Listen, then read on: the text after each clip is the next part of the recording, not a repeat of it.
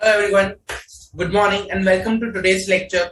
So today what we are going to do is we're going to continue the topic of forensic audit. Okay, till we will do a revision till what we discussed in the last lecture, and from there we will continue the topic of forensic audit, and then we will start the new topic. Okay, along with that we'll see some of the questions related to the forensic audit, investigation and due diligence. Okay. So, guys, remember what we discussed in the last lecture? Just a quick revision about the topic is we discussed, okay, what the term forensic mean, how the forensic audit, forensic accounting, investigation, fraud audit is different. Then we discussed what is the difference between forensic accounting and audit, normal audit. We discussed where the areas where can the forensic can be used, and we also discussed what is the process of forensic accounting. Okay, what are the steps involved in forensic accounting? Then we discussed some of the techniques like analytical, technological based or investigative techniques. Okay, so this was we discussed with respect to the forensic audit in the last lecture. Now we will continue with the same topic, and I'm going to discuss forensic audit report.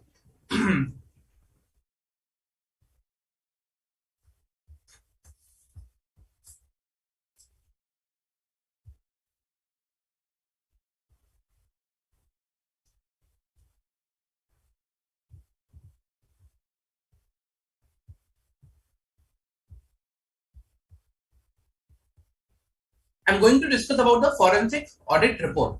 Okay. Now, how a forensic audit report is different than the audit report, a normal audit report. See, forensic audit report and normal audit report. Normal audit report is basically, as per SA 700 to 720. But till now, there are some standards which are issued by institute with respect to the forensic audit. But other than this, there are as of now no specific standards other than the one issued by the institute. Okay, on the forensic auditing or forensic audit report. As a result, there is no, as of today, you can say definite format available or a prescribed, you can say way available for accordingly which we need to draft a forensic audit report. Okay. So, but having said that, there are certain principles, there are certain, basic things which are required to be included in the forensic audit report. So, no standard approach.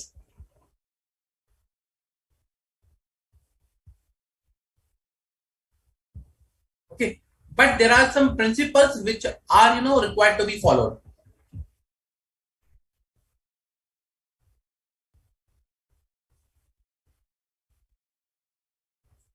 Now, what are those? Okay. So, there are certain things that we need to consider while drafting the forensic audit report, and those are nature of business, okay, or organization,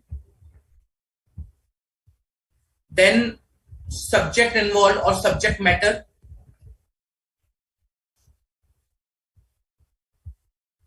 then you can say stakeholders for whom you are preparing the report, objective of report,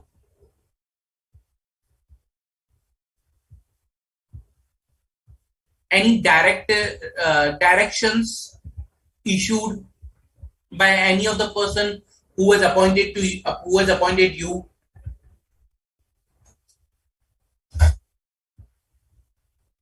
Then forensic audit approach, how you have conducted the audit, what is the approach you have followed, details regarding evidence.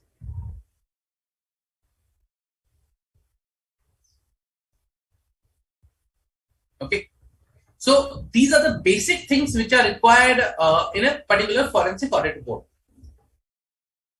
Okay, you can, like, if you ask me, there is a specific standard way, like this is a standard one. Answer is no, this is not the standard one, but these are the basic ones which are required. Okay, now how to structure an audit report? Forensic audit report means, okay, we know these are the details we are required to cover into a forensic audit report, but what is the structure you need to adopt, how you need to draft it. So to draft a forensic audit report, okay, or to structurize, what you need to do is you can structurize in the following way. You can have these paragraphs or sections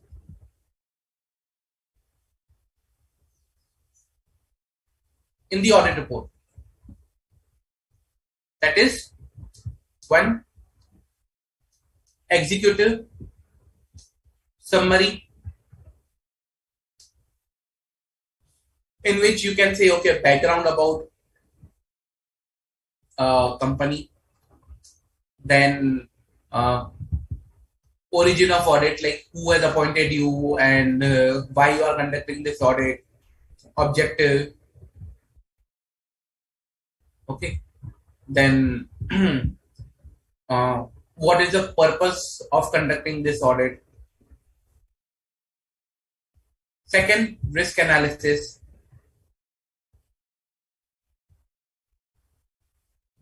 In that you can mention various type of internal risk,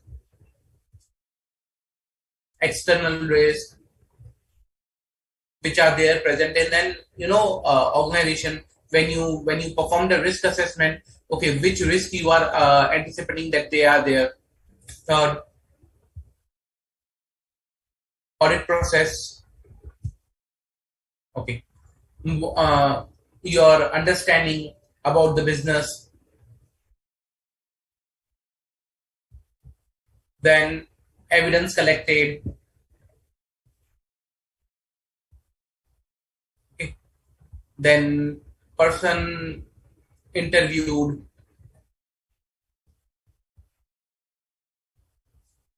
Your analysis of evidence. Okay, then you can say any difficulties / limitations faced during the audit.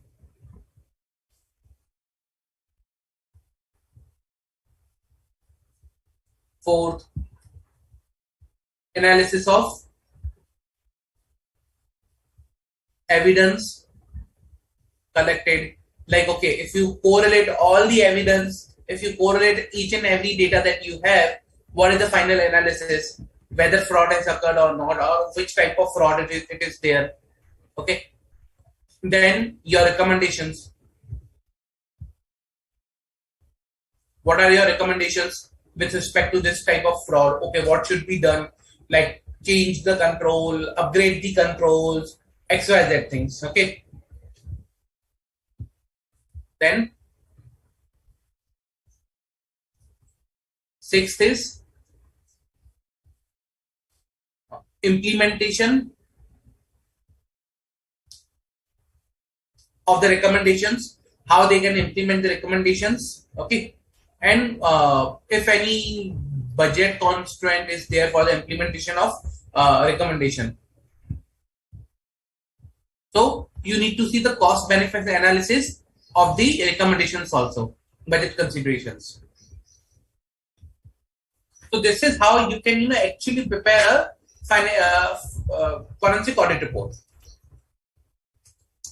Any doubt?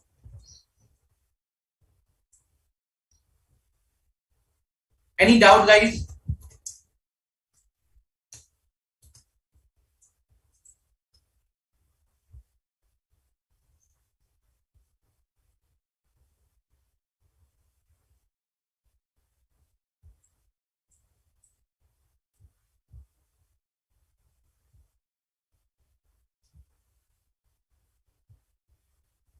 Any doubt?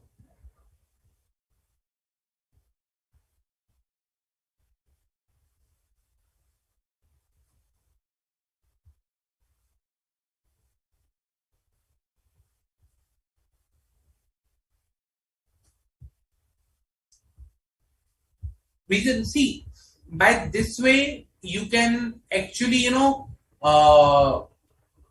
understand on how we draft a forensic audit report, and how it is, which are the things which are required to be included in a particular forensic audit report. Okay, so you can say this is a very critical terms, critical area of a reporting for forensic audits. Okay, I think I might have one of the example for the forensic audit report, but again, this is a distinct example, means not a near one. Let me present it. A distant example, reason because this is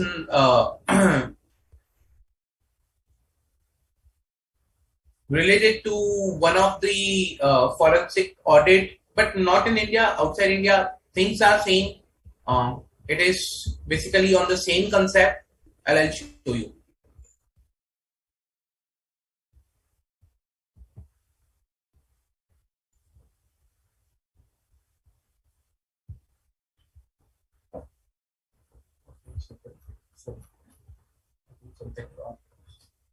Something wrong happened.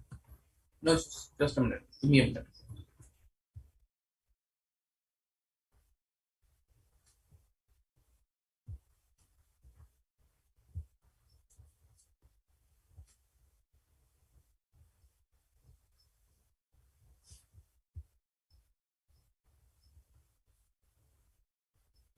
So, just a minute.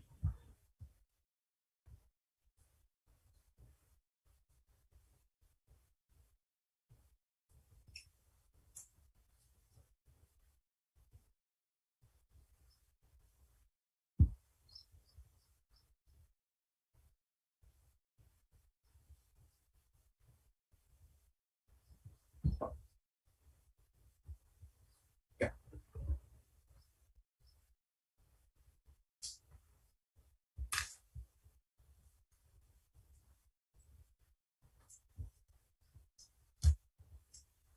Now, this is one of the report which was, a forensic audit done by the World Bank Group. It's a publicly available report, so I'm using this report basically. Okay, just to provide background about how these reports are drafted. It's not, like audit reports. They are a bit different. Okay, see, starting with an executive summary. As I said you that we provide an executive summary, background, scope, okay, methodology. So just to provide you the detail a bit more, this is the executive summary. What was the scenario? Okay, what was the main issue? The purpose of audit was to identify any expenditure that appeared to be fabricated or inflated or invalid. Okay, then you can say they might provide you the details, numbers, chart. Okay, next thing, you will see the background about, it can be a particular project, it can be a particular transaction, something like that. So background about the transaction or the thing which is under purview of the audit. Okay, subject matter, you can say.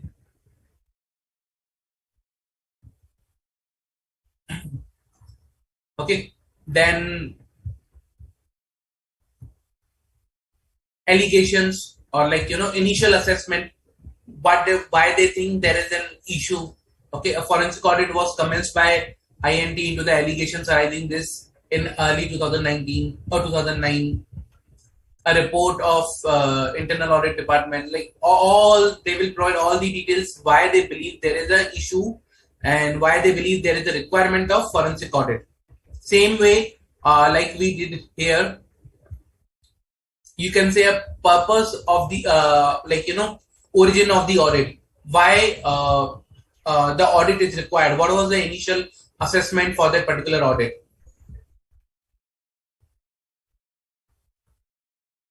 Okay. Then the scope. Scope means what transactions you are going to cover in your audit. Okay. So here, if you see, due to the range and extent of the allegations, INT determined that extensive sampling was required. Okay. Then there will be a lot of things with respect to the scope. Detailed understanding of the scope will be provided over here. Then again, this is a part of scope, that is questionable expenditure that they are going to review. Methodology, what methodology they are going to adopt for this particular forensic audit.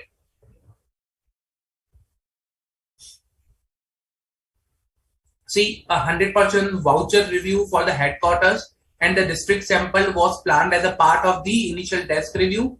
Selected transaction would then be subject to a field review or a third-party verification. Subsequently, during the course of voucher review, it was agreed that any voucher involving this much amount, approximately 260 USD or less, would not be reviewed on the grounds of immateriality. Like, they will decide the approach for the audit. Okay, what we are going to do.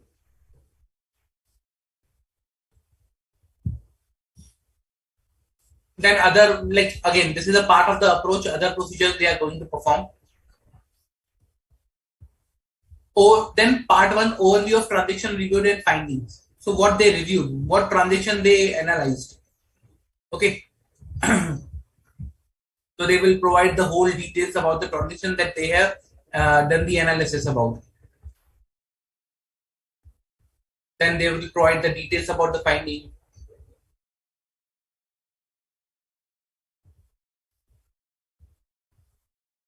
They all are findings.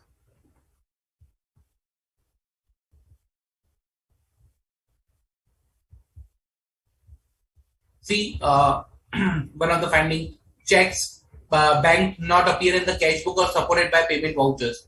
So check presented on the bank accounts which were not there in the books.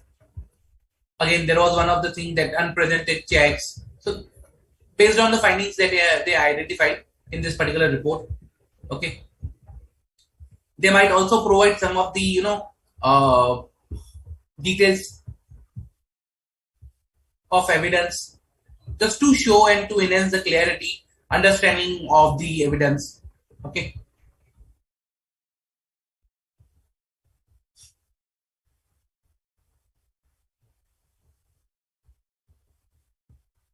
So I'll move forward to the next.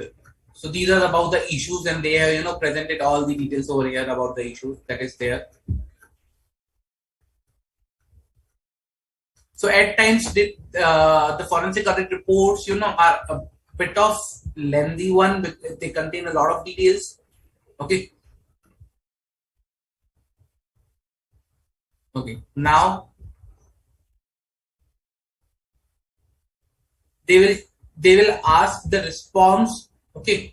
Why do you once they identify, okay, there is an issue, they ask a response from the particular respective person. Let's say in case management, in case of a company, they'll ask the response from management. Then what management will provide, they will mention over here, okay, this is the management response that they have received.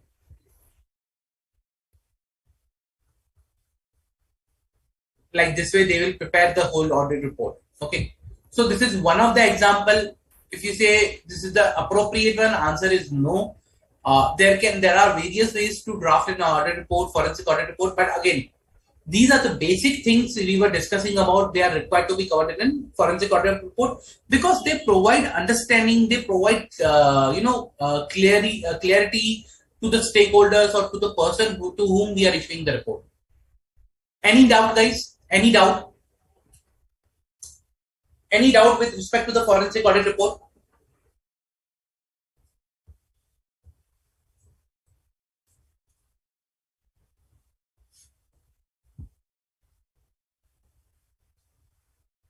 No?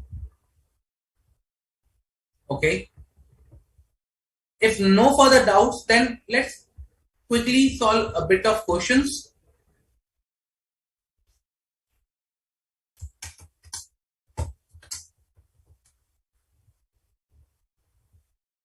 Okay.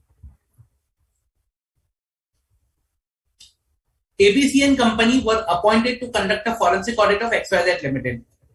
After successful conducting the forensic audit, ABC and company prepared its report for appointing authority. A copy of the report was also shared with the board of directors of company. In the report, forensic auditors enumerated the findings of the investigation, including a summary of evidence, a conclusion as to amount of loss suffered as a result of fraud, and identification of those involved in fraud. Okay, the report also covered sections on nature of assignment, scope of investigation, approach utilized, limitation on scope of opinion. Upon receiving the report, board of directors raised an object as to how forensic auditor can mention the names of those who are involved in fraud. Okay, they provide the identification of those involved in fraud. Now, board of directors are raising objection how you can mention the names. You as a forensic expert guide, like forensic expert, guide whether it is appropriate to mention the details of who is involved in fraud in the final report. So you tell me whether it is appropriate to mention like who are involved in the fraud or identification of those who are involved in fraud. Come on, guys.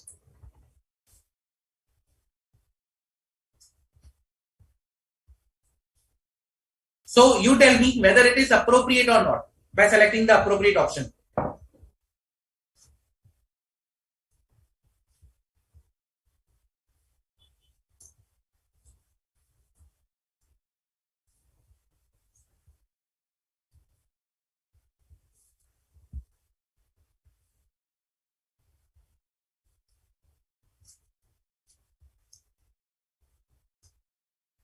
Come on, guys. Come on, I'm waiting for your answer.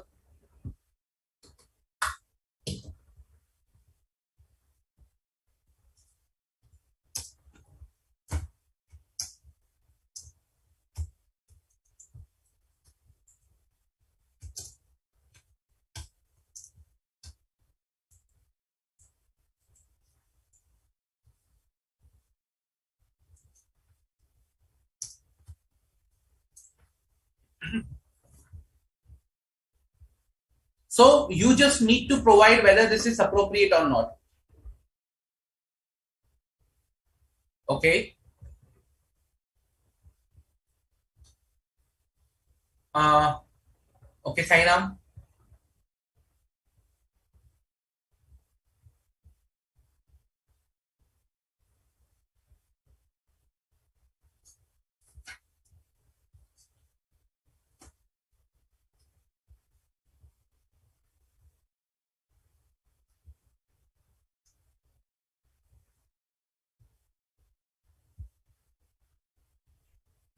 See, now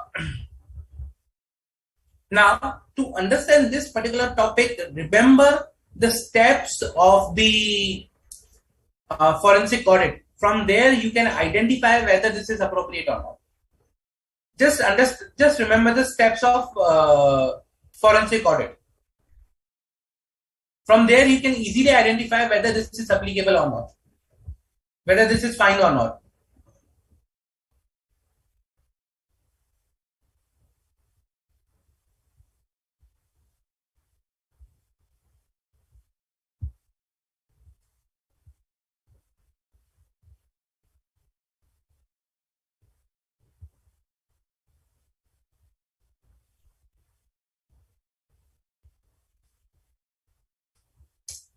Come on, guys.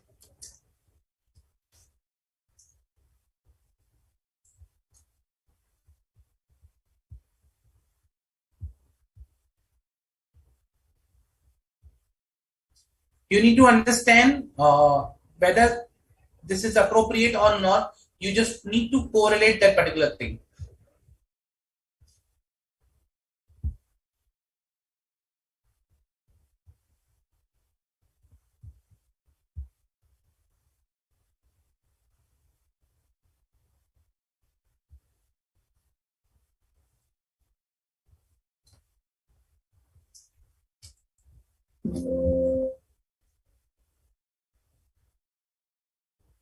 Okay. See, in the current case, let's discuss one by one from below. A report should not include a section to identify those who are involved in fraud as SA 700 does not permit the same. First of all, SA 700 is not applicable for forensic. That's on standard on auditing. It's only applicable for audit. So this is not the correct because this is not applicable. Then report can include a section to identify those involved in fraud but subject to prior approval of board of directors of the company. There is no such requirement of the prior approval from BOD. So again, this is incorrect. Report should not contain such details till the time it is proved in the court of law. Remember, there is a in steps we say that okay, we will be doing a preparation for the court proceedings. Now, if your report is not having the names who you think are are involved, then how can you use such report in the court of law? So the purpose of forensic is to use the evidence in the court of law to prove or to establish a fact. But if your report is incomplete, it doesn't have the names or the identification of those who are involved in fraud, then what is the purpose of conducting your forensic audit? So again, this will not be correct. This is the correct one. Report can include a section to identify those involved in fraud. This is recommendatory in line with the appropriate practice of reporting. Clear? Any doubt?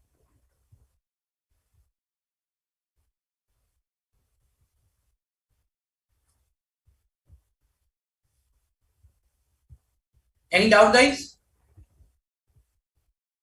No? Let's move to the second question then. Central government by passing in special order appointed Mr. X as an inspector to conduct investigation into the affairs of ABC Limited. Okay, under section 210 of Companies Act. While conducting the investigation, okay, Mr. X asked additional information from ONL Limited. Okay, so he was appointed for ABC Limited, but he asked additional information from ONL Limited, a subsidiary of OPEC Limited. ABC Limited was also a fully owned subsidiary of OPEC Limited. So here is the OPEC. OPEC has two subsidiaries, ONL and ABC. Mr. X was appointed for ABC. However, board of directors of ONL Limited denied to provide any information to Mr. X as he was not authorized to conduct an investigation into the affairs of ONL Limited. Kindly guide whether the board of ONL Limited with respect to powers of the inspector under section 219 of Companies Act, whether they need to provide the information or not. So, two things, whether the inspector can conduct the investigation into the affairs of any body corporate and whether Mr. X, the inspector, is authorized or not. Simple. That we have already discussed this topic yesterday regarding investigation. This is regarding investigation.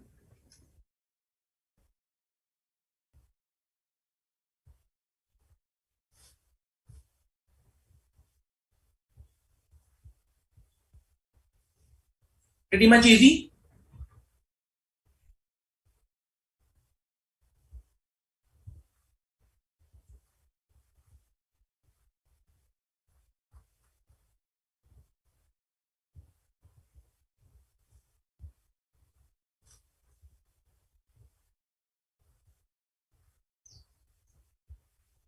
Come on, guys, I'm waiting for your answer.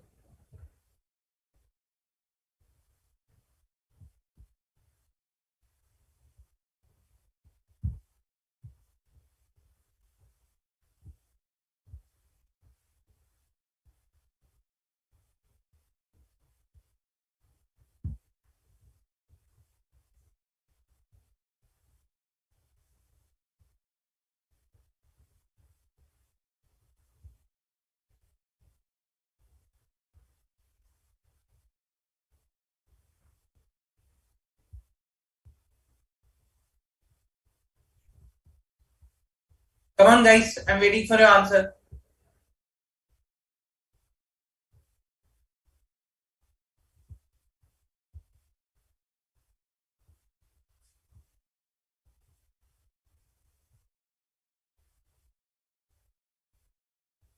Okay.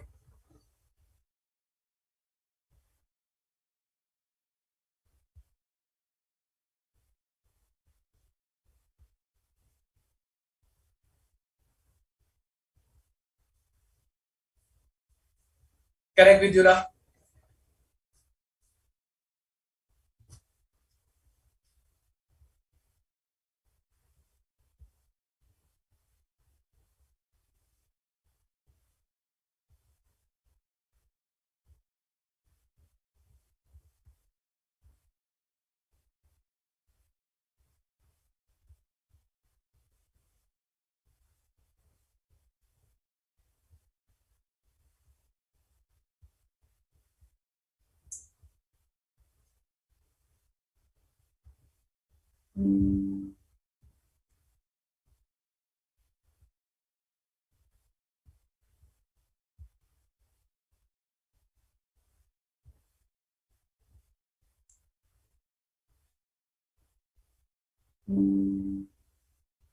Come on, guys.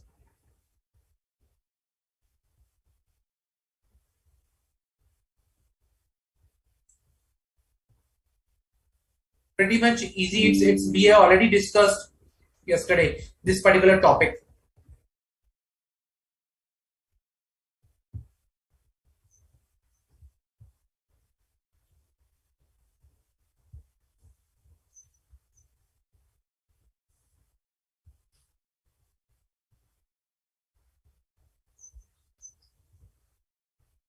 So in the current case, let's go back and revise the particular section we are going to discuss here.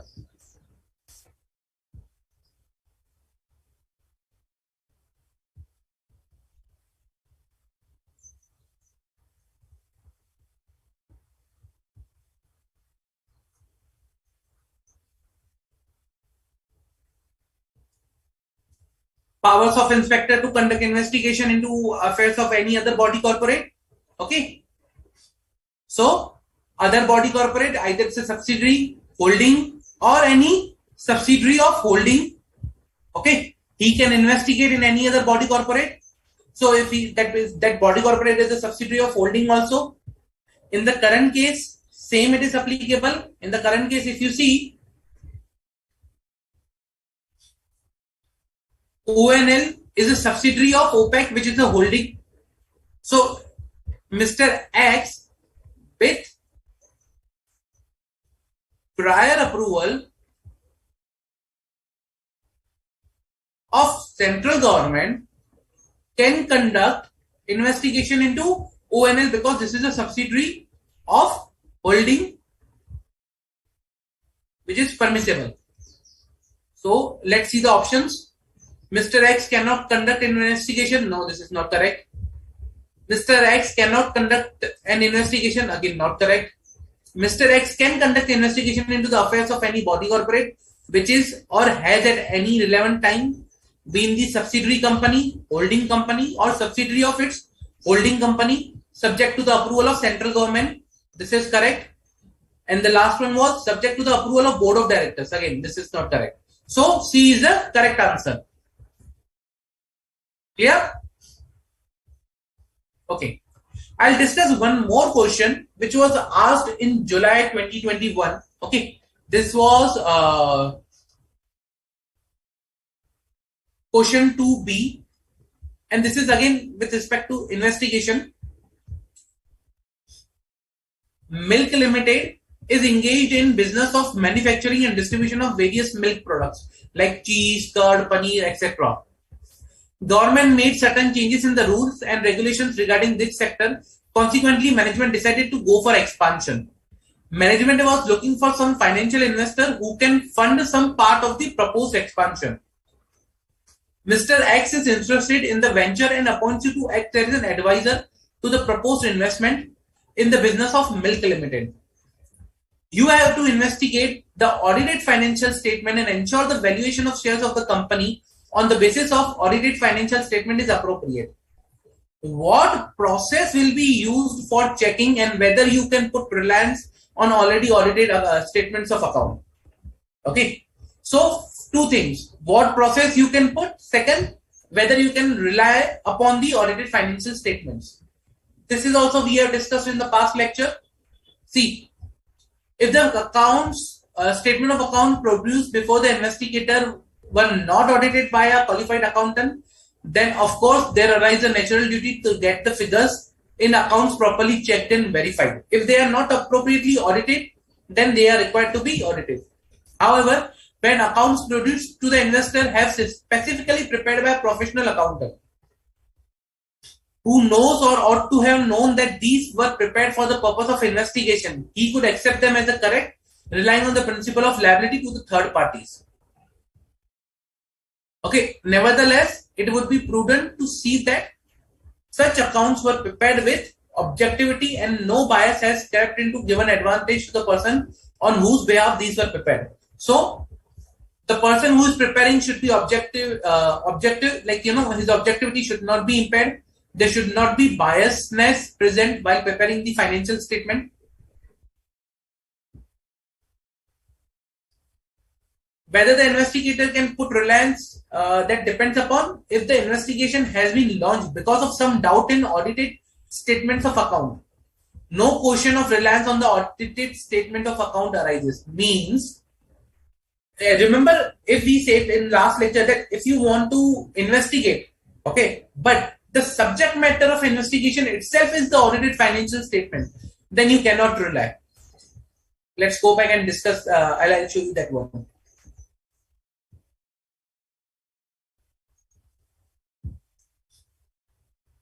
Whether the investigator can put reliance on the audited financial statement? No, because when the scope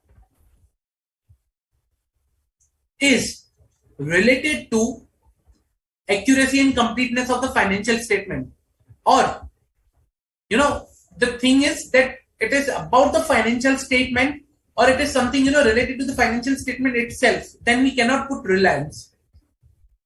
So in the same way,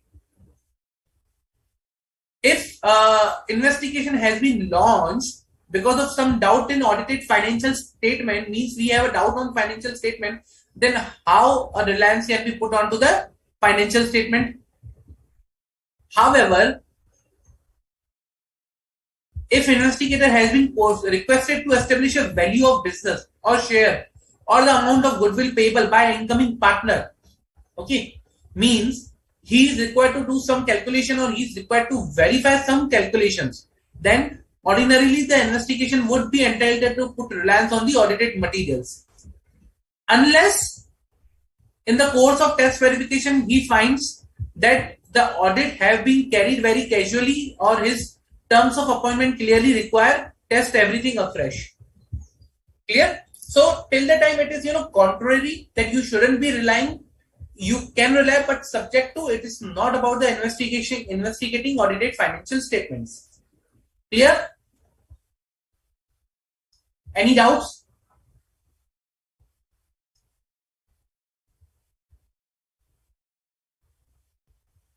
Any doubt, guys?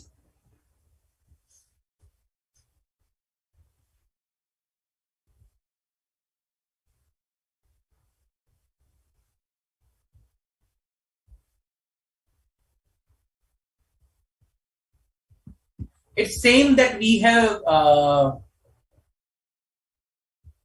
It is same that we have already discussed. Okay. I'll take one more question.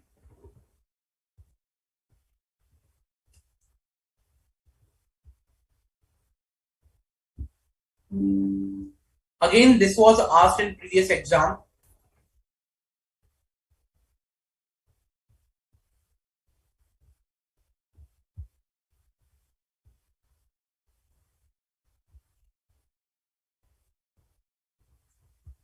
Just let me bring that here.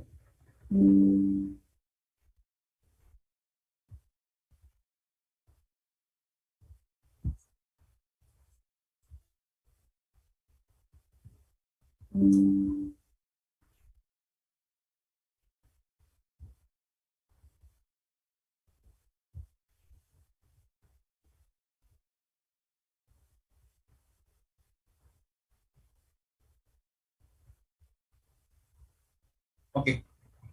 This was again a question asked in a January 21 exam. It was question number again 2B.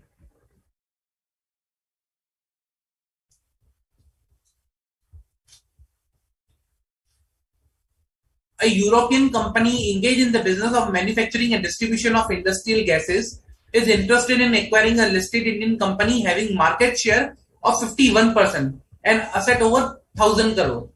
It requests you to conduct a due diligence of assets of this Indian company to find out if any of the asset is overvalued. List down the areas of due diligence exercise to find out overvalued asset.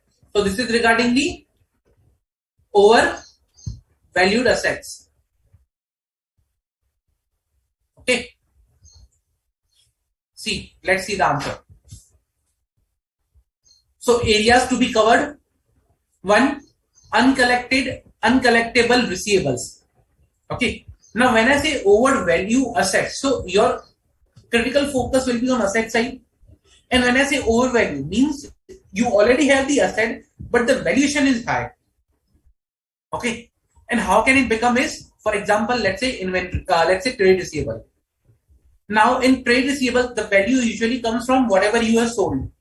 But if there is a bad debt which is not recorded,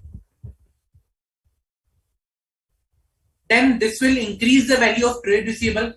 So that is something uncollected or uncollectible receivables. Second, inventory. Again, this is the asset. Now, how we can inflate the value of inventory? By recording inventory at NRV, which is by recording inventory as cost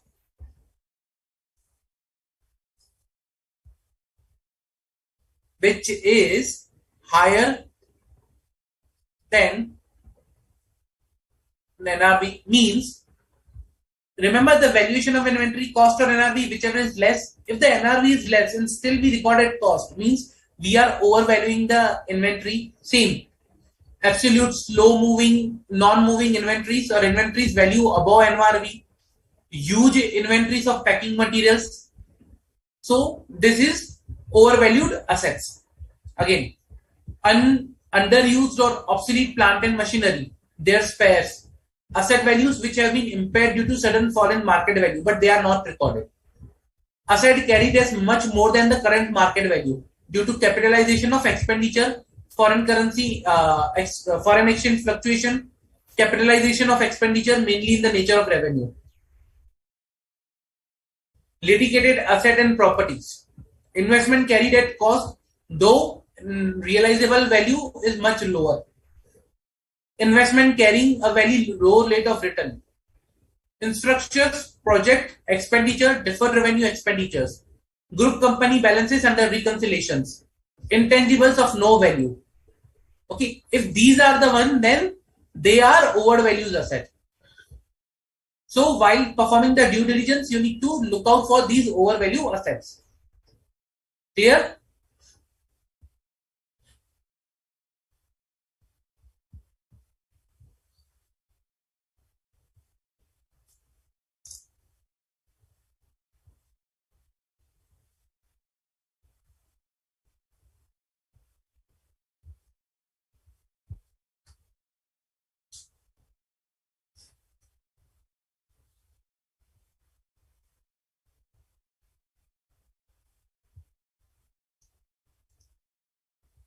See, Vijila, when the question is regarding investigating the particular financial statement, then we cannot put reliance, and there is no question of reliance because you are investigating. So if you are investigating certain things, then how can you put a reliance on that particular thing? So though no question arises of reliance on that particular audited financial statement if you are investigating that particular audited financial statement. Otherwise, okay, otherwise you can put reliance, but subject to, if you, let's say for example, you put reliance, but while performing the testing, while performing the investigation, you identified that okay, there is certain things, there are like issues that has been arise, or certain you can say evidence that you have found, which makes which is of such nature that it shows that the audit has been conducted very casually and there are issues in the audit. In that case, again, you cannot rely upon the particular audited financial statement. Clear?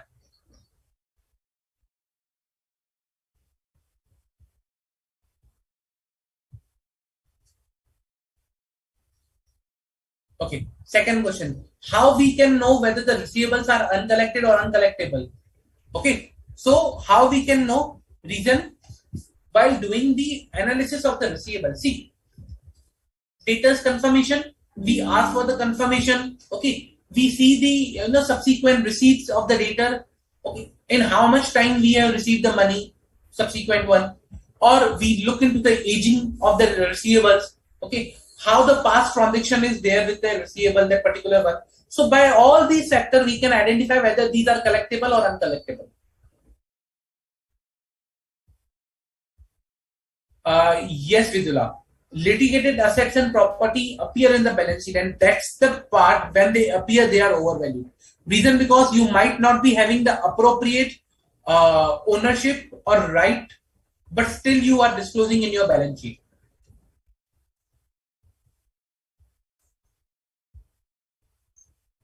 Any further doubt, guys?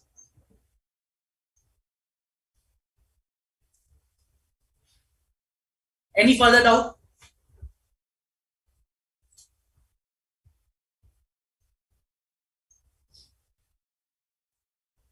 See, this is a more important thing, like to understand the topic.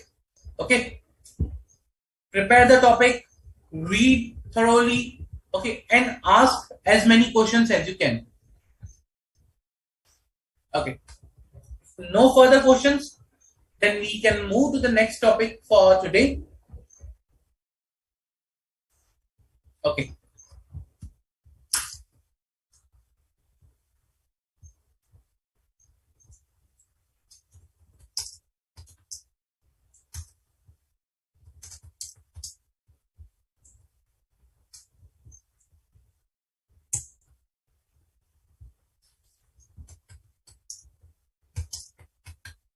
So the next topic for today is internal audit, management audit, and operational audit. That is chapter number 15.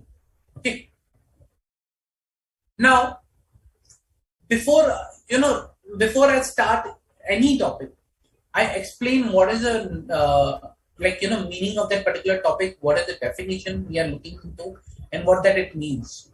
Same way, same way. Let's start with first internal audit. Now, before starting the details of the internal audit, let's understand what is internal audit.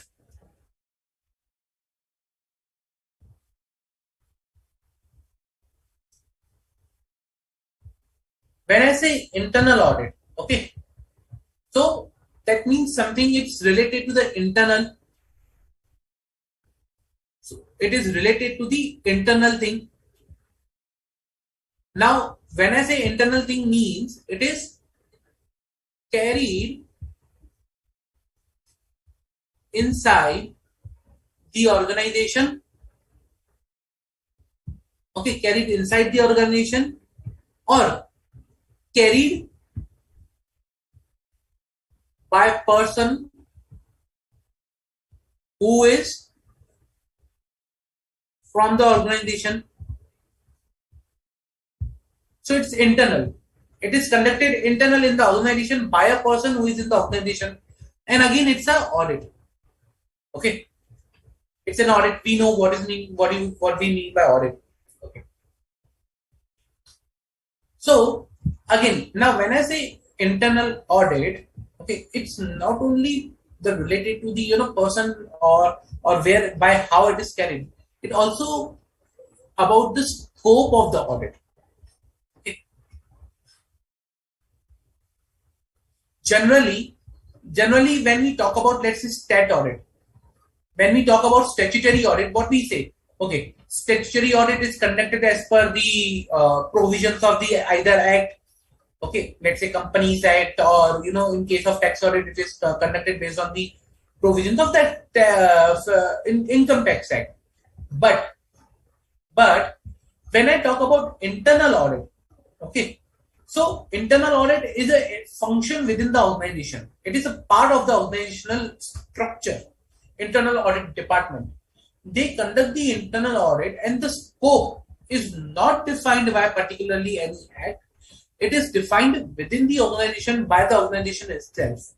Okay, which may include, let's say, for example, monitoring of internal controls, then examinations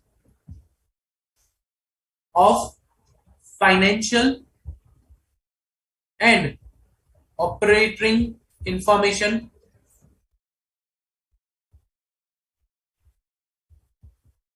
then review of operating activities,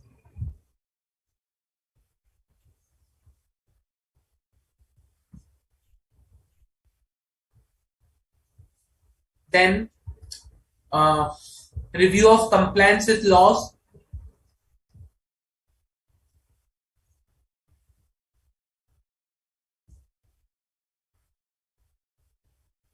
okay, risk management,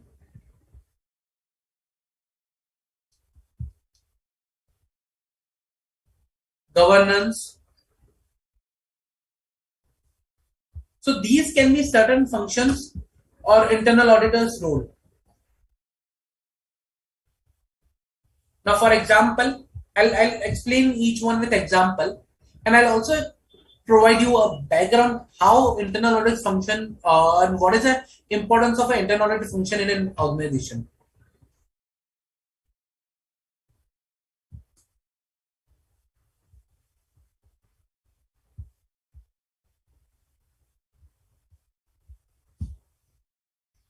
In any organization, the first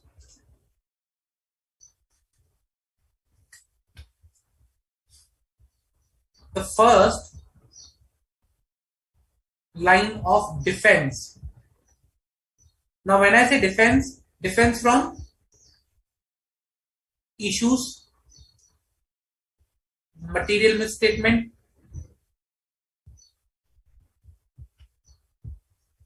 fraud, error, omission. Okay, so from all these, the first line of defense from all of these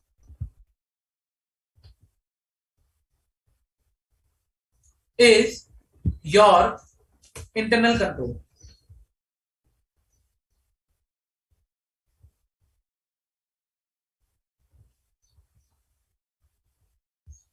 Okay, that's the first line of defense. So the controls prevent these things. Then comes the second line of defense.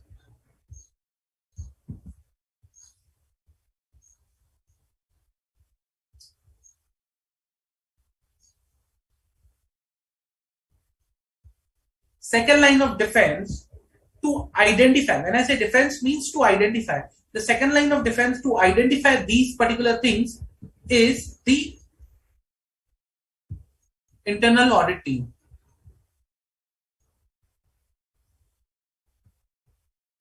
So second line of defense goes to the internal audit team. Why? Reason because internal audit teams performs testing, analysis of controls, review of your operating activities, compliance with laws and regulations, everything. So internal audit team verifies the internal controls plus tries to identify any of these issues.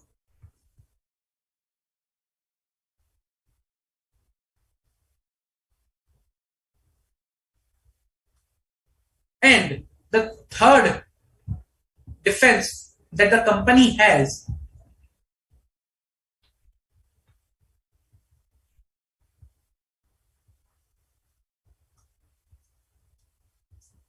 is your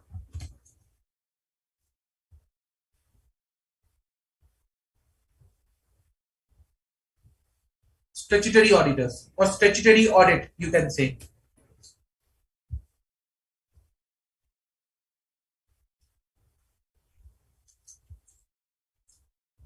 Still there is something left, we cannot fulfill the gap, so there is still something left out of.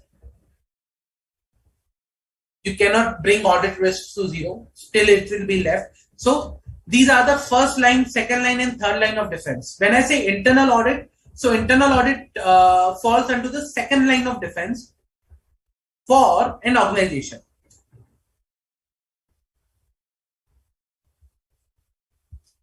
Okay, they are immediately after the internal controls and before statutory audit. So their role is to identify issues, material misstatement, fraud, error, omissions, to check compliance, to identify non-compliances, so their role is to do all these things and to prevent an organization from their impact. That's a function of internal audit. Okay. Now for that, they might be doing various other activities. They might be doing, a lot of other activities. For example, let's say this one, monitoring of internal controls. That's one of the area. Examination of financial and operating information. So they might, in every organization, there is a MIS reporting. So they might be involved into review of MIS reporting, year-to-year balances, or monthly reporting, ratio analysis, trend analysis. They might perform all these things to identify whether the information which is reported is appropriate or not, whether there's any error, fraud, omission, issue in that particular information or not. Same way, reviewing of operating activities. Okay, reviewing of operating activities. So internal audit is not only limited to the financial numbers, but also the operating activities. Let's say, for example, budgeting process.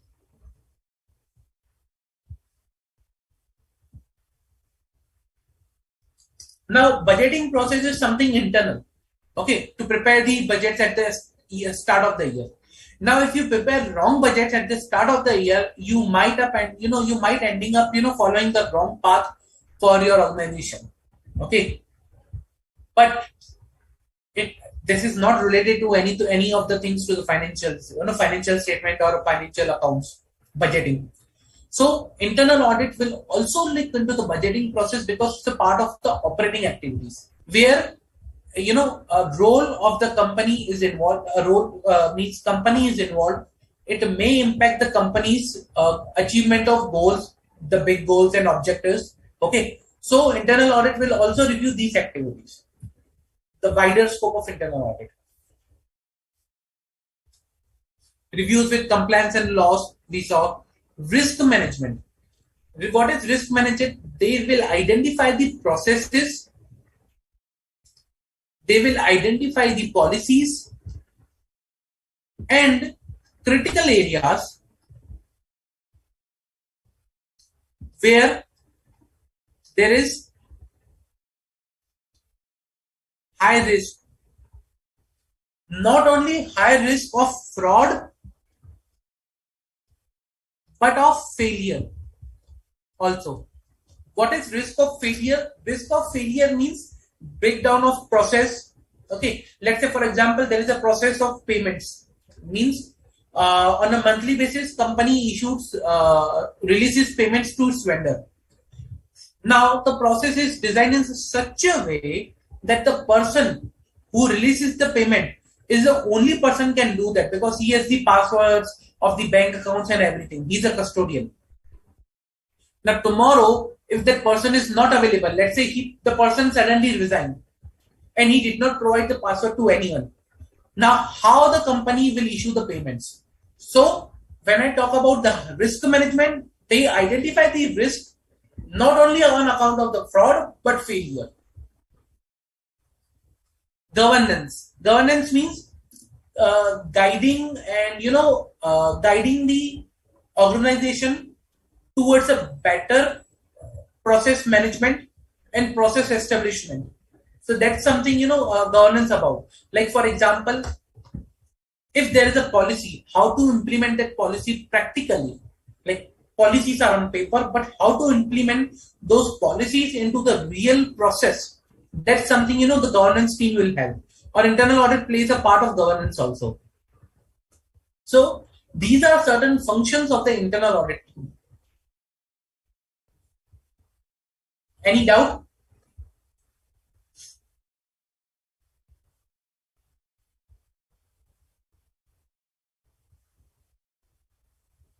Correct, Sairam.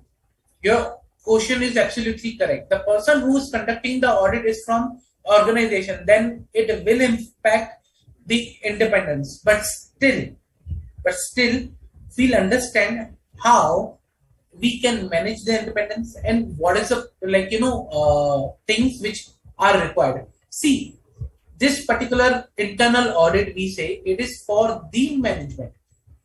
Okay, the management conducts this particular audit for their own benefit. Okay, now if the independence is impacted, then how a audit can be established or audit can be conducted for the benefit of management? Means there will not be any benefit. So any management will not try to impair the independence of the internal auditors. If today you are investing some resources for internal audit, let's say for example, if you hire someone for internal audit, then why you will try to impair their independence? Reason, because if you will try to impair, it will impact the findings of internal audit. The process will go in waste, your resources will go in waste. That's why it is, no one tries to do that unless and until there is a very big reason behind that, like a fraud is there and they don't want fraud to come in front of the stakeholders. It is not done. Independence and objectivity or integrity of internal auditors are not impacted. But again, there are ways, there are things through which this particular things comes out. We'll discuss that. Okay. So this is a basic about internal audit that we are going to discuss today. Okay. Now, scope. Now we saw what is the basic function, internal audit function, how it works, and what is this particular summary. We'll see the application of applicability of the internal audit.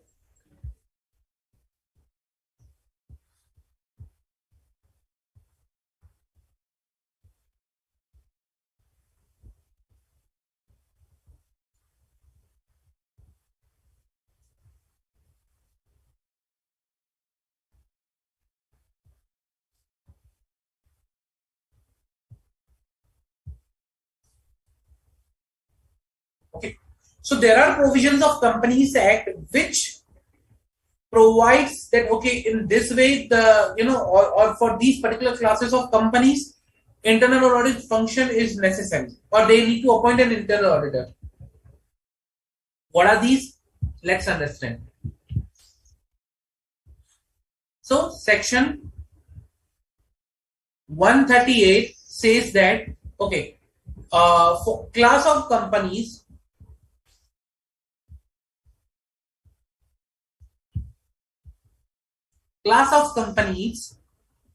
shall be required to appoint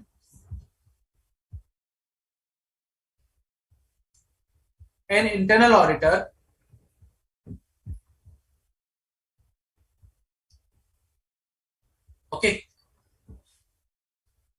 which may be either an individual or a firm or a partnership firm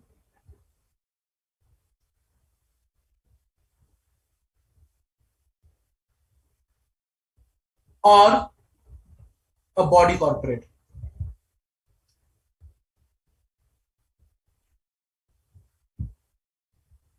Okay. Now, classes of companies are required to appoint internal auditor Okay, and they can be an individual, partnership firm, or a body corporate. Now, which classes of company we are talking about?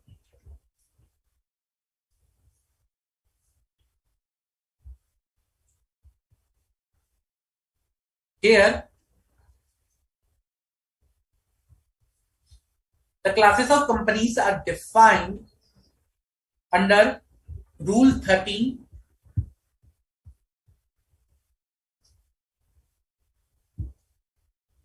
Okay, Rule 13 of Companies Accounts Rule.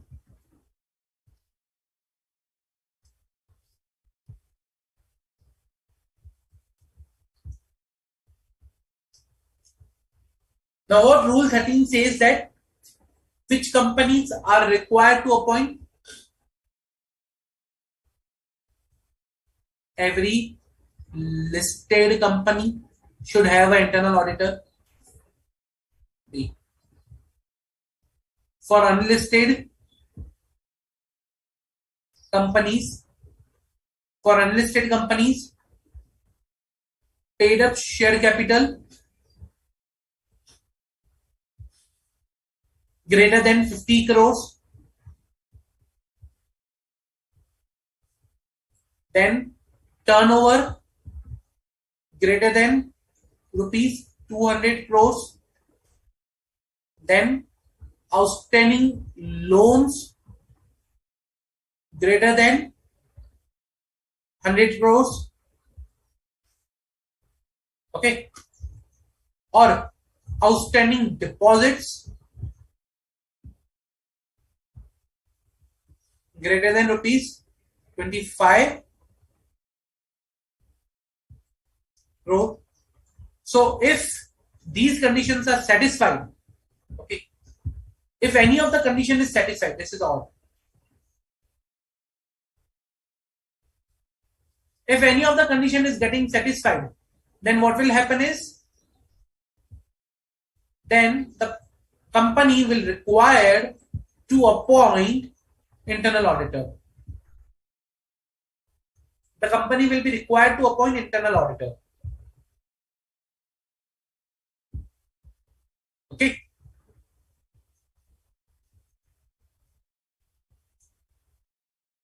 So these are the limits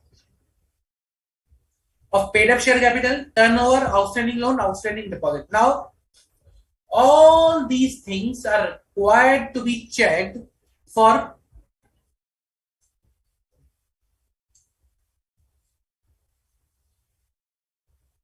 preceding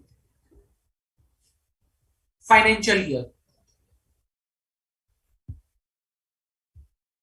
So they will all be applicable for the preceding financial year, and with respect to the outstanding loan and outstanding deposits, they should be at any point in time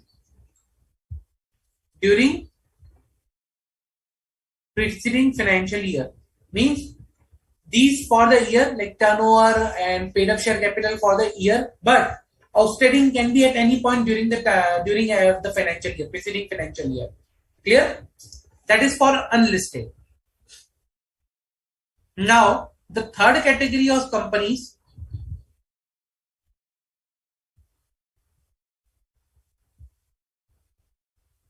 private limited. For them, what is the criteria for particularly having an internal auditor? Like they are required to have the internal auditor.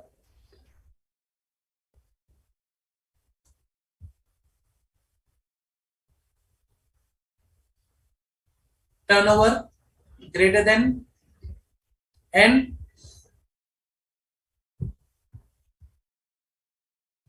outstanding loans greater than same. There is no difference over here. Okay. So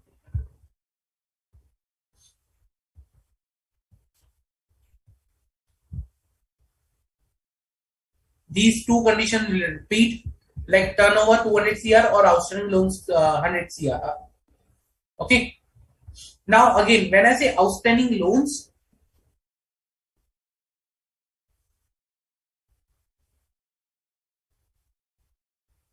from financial institution, public financial institution and banks. Banks and public financial institutions. Same way, here also it is from banks and public financial institutions.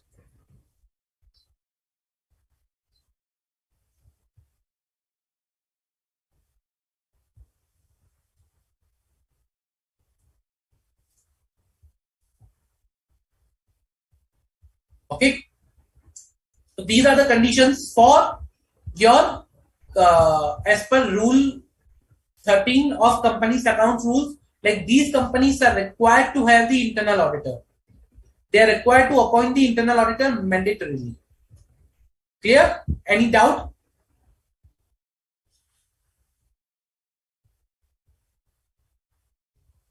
Correct. Turnover 200 CR and loan 100 CR. Correct, Ravi. I'll request, please simultaneously note down these things. It will be very helpful for you to understand.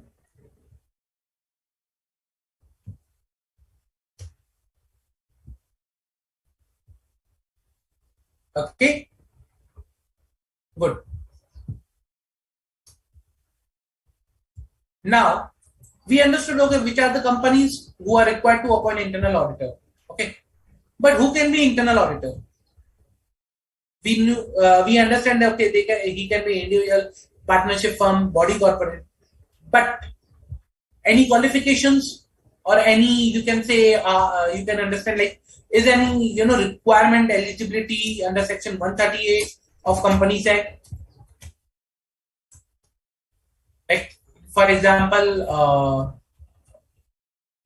what are the requirements of, section 138 and with respect to the eligibility criteria for internal auditor? Like for a statutory auditor, we say that, okay, it's a chartered accountant in practice. But what is for internal auditor? Is there any such requirement given?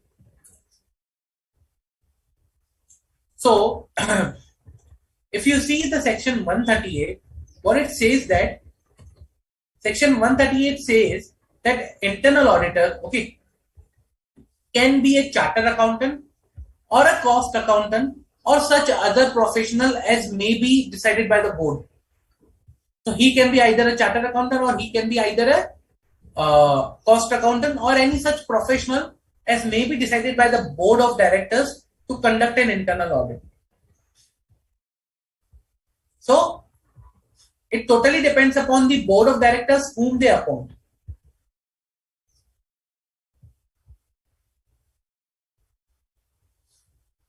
I'll write it here.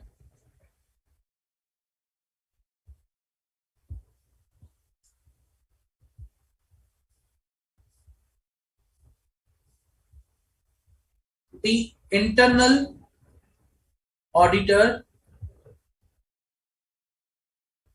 can be either a CA, cost accountant, or such other professional decided by BOD, your board. Okay, not necessarily he should be CA, but that is dependent upon the board of directors. Clear? Any doubt?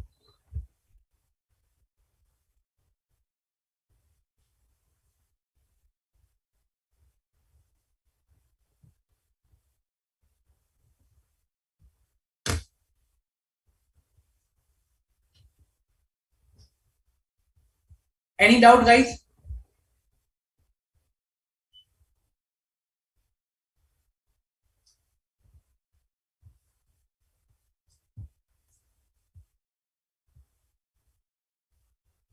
Correct, Ravi. Correct. Absolutely correct. Good. So you have already read it. That's very good. Appreciable. Okay. Internal auditor can be an employee of company, cannot be an employee of company. That totally depends. So he can be or he might not be.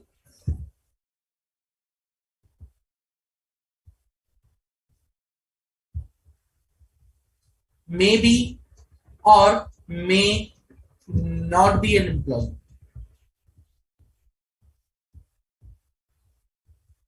of company. Okay. He may be or may not be employee of a company. That totally depends upon the company. Okay. We saw the responsibility of the internal auditor. Okay. We see the responsibilities directly come from the scope. What are the things that are within the scope of internal audit, and that directly, from there the responsibilities come. Like for example, it is, the role of internal auditor to monitor the internal controls. Based on that, responsibility will come that okay, to maintain adequate system of internal control. Okay.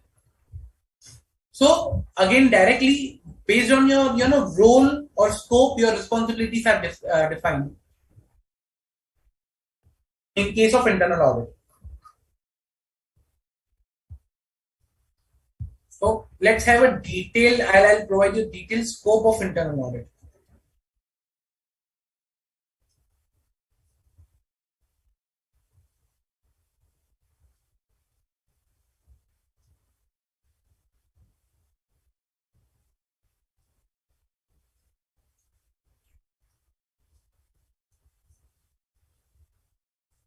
First is scope includes internal control system and procedure, review of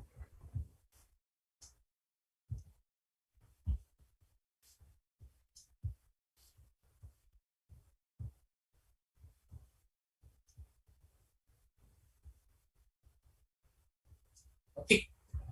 So what they review in internal control system, they review and assess the design and operational efficiency and effectiveness. Review the design and operating efficiency and effectiveness. Okay.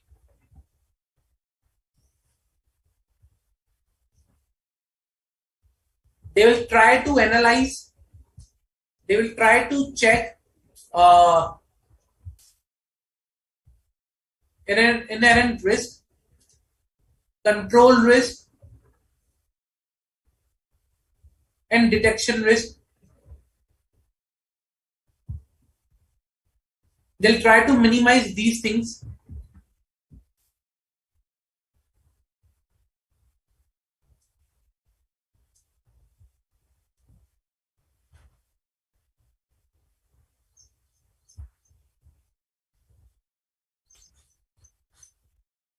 Then he will try to check whether the controls operating are cost effective. Cost effective internal controls. Let's say, for example, a company is there. Let's say a small size company having turnover of 200 CR. I ask them to implement high technical, with full features, a system or ERP. I ask them to implement a full featured ERP, which includes the cost of 50 CR implementation cost. That is not cost effective. So again, cost effective internal controls. Or I ask them, to get their accounts audited on a monthly basis. That's an internal control. Okay. So they should hire an auditor and they can get their accounts audited on a monthly basis, or they can hire same way. A company can hire a concurrent auditor who can carry on the audit on a daily basis. Or let's say, for example, I can suggest a lot of internal controls, but again, there should be cost-effective internal controls. It should not happen that that the internal controls are of such nature that their cost surpasses their benefits.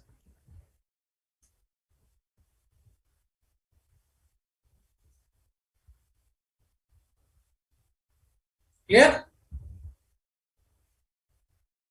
Okay. Then the next area of the scope is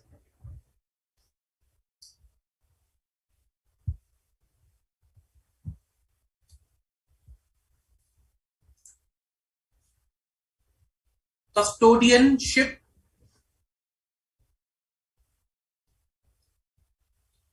and safeguarding of assets. Okay. So their role is they will be called as a custodian of assets, and they need to safeguard the asset.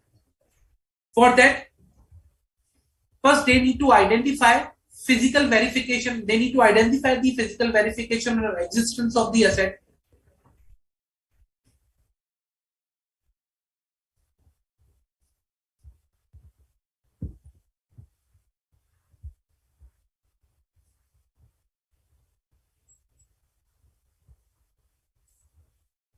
They should check for the segregation of duties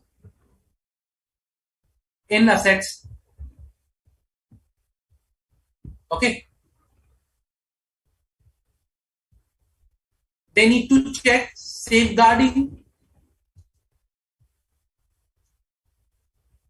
against uh, natural calamities, like not natural calamities, but like events like fire, uh, theft, illegal acts, etc. So they need to check on this basis.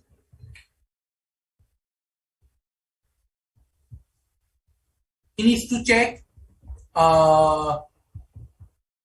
procedure and safety of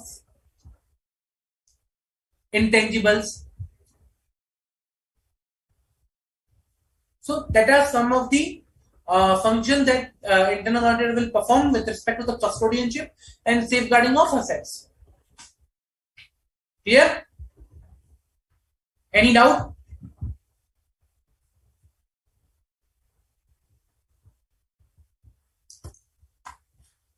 Other professional side of other professional can be, for example, let's say either if he is not a cost accountant, if he is not a chartered accountant, but he has a sufficient enough experience. Okay. Then like other professionals, for example, he might be, can be one of the, certified internal auditor, or he can be, a master's degree in internal audit from a recognized university. So he can be a professional, but again, he should be having sufficient experience or knowledge of that internal audit.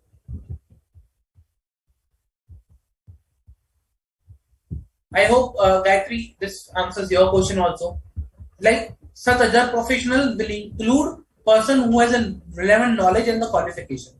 So there are master degrees also in internal audit from recognized university, but that depends upon like how much recognized it is, and what experience you have along with the subsequent the qualification.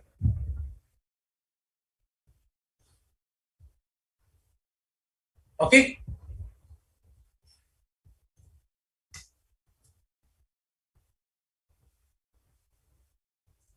So yeah. Any questions? Any further question, guys?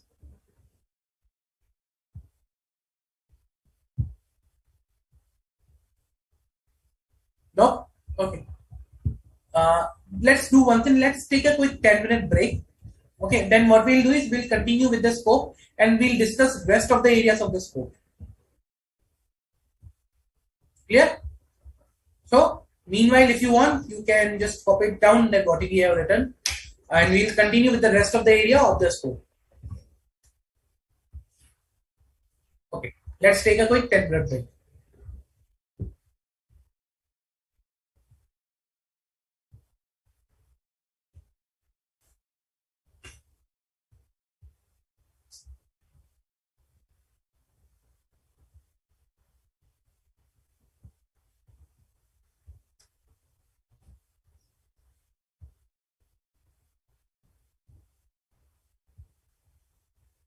Nisarji, can you just can we do a break for the session? Nisarji, Nisarji.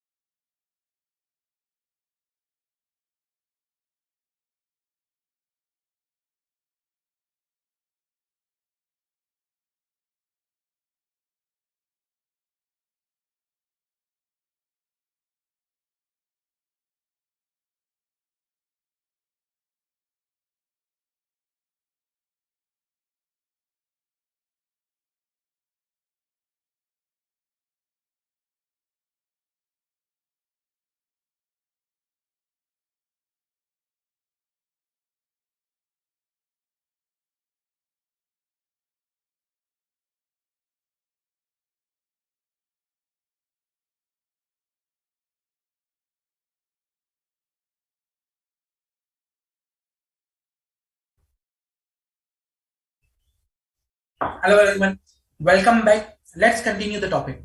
Okay, so we were discussing about the scope. We discussed the two areas of the scope, that is review of internal control system and procedure, custodianship, and safeguarding of asset. Okay, now the next area or the scope is review of compliance with policies, plans, procedures, and regulations. So basically, review of compliance, you can say.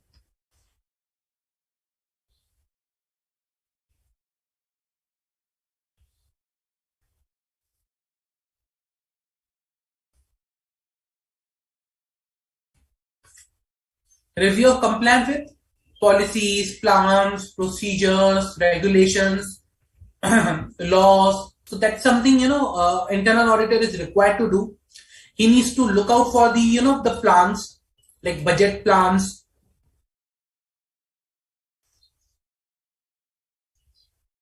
Then he needs to look out for the policies, operating policies within the organization, and the activities are in compliance with the policies. Say, let's say, for example, in an organization, there is a delegation of authority policy. Like, for example, if anyone wants to do a transaction of 100 crore, then they need to take certain approvals before entering into that transaction. Now, if such transaction is done, and whether the approvals were taken for that particular transaction or not. So that's one, compliance with the operating policy. Again, procedures, that is standard operating procedures.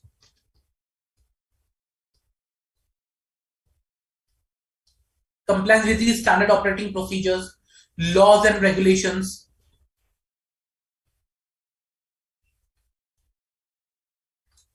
For example, if the company pays an amount outside India, in let's say they have paid royalty, okay, outside India. So whether the FEMA laws are complied with or not, whether the appropriate approval from the RBI was taken or not. So there can be a lot of repercussions if the laws and regulations are not complied with. Then the next scope area will be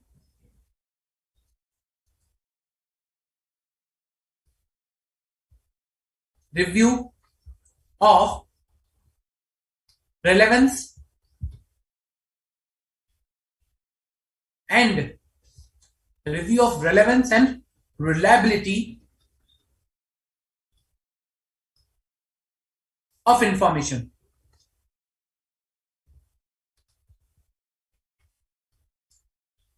Here, whatever financial information that is provided, financial information,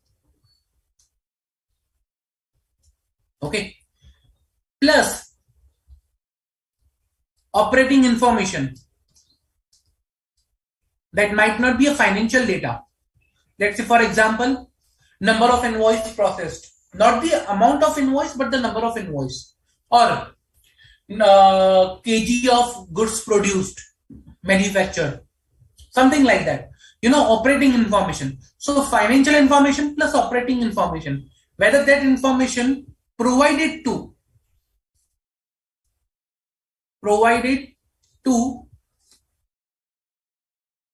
internal stakeholders, external stakeholders. Now that financial information or operating information provided to internal stakeholder and external stakeholder is relevant and is reliable. Okay, when I say relevant, let's say, for example, then you can term it like whether that is useful for them, or whether it's something that is required, that was asked. And when I say reliable, means that was accurate, and complete.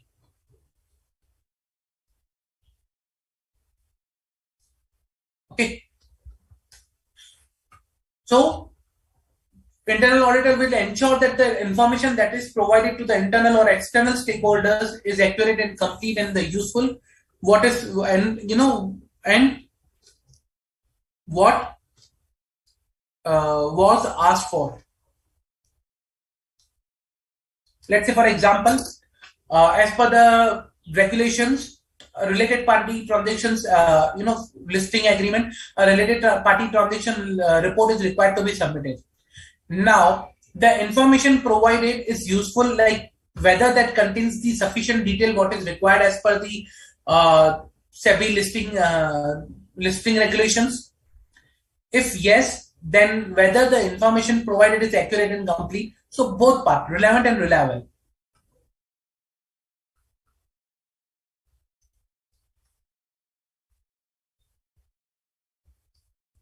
The next scope area that we are going to discuss here is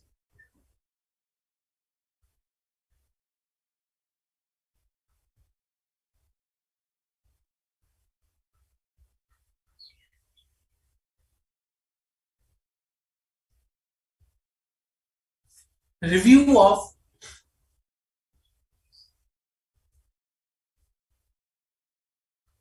organizational structure. Why? This is a very critical area. Very, very critical. Reason, because I'll tell you. Why critical?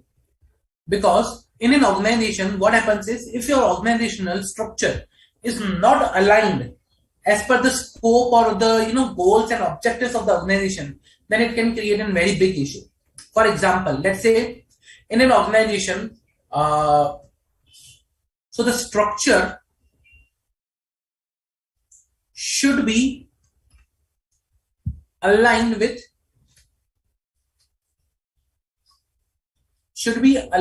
or you can say in harmony with objectives of organization.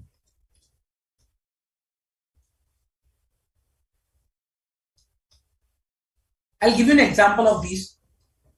Then whether appropriate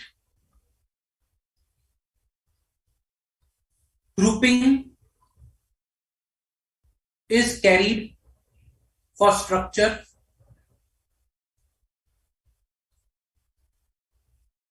Now, when I say grouping, I'll provide here examples also. Let's say, for example, the company or organization. Let's say organization.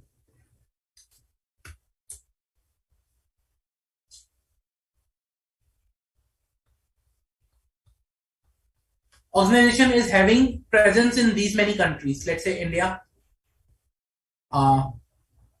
China, then UK, US, then Germany. Okay. Let's say other European countries are also there. For example, France and South Africa. Now, what they done is, for the purpose of managing the operations efficiently, they formed the group. Let's say group 1.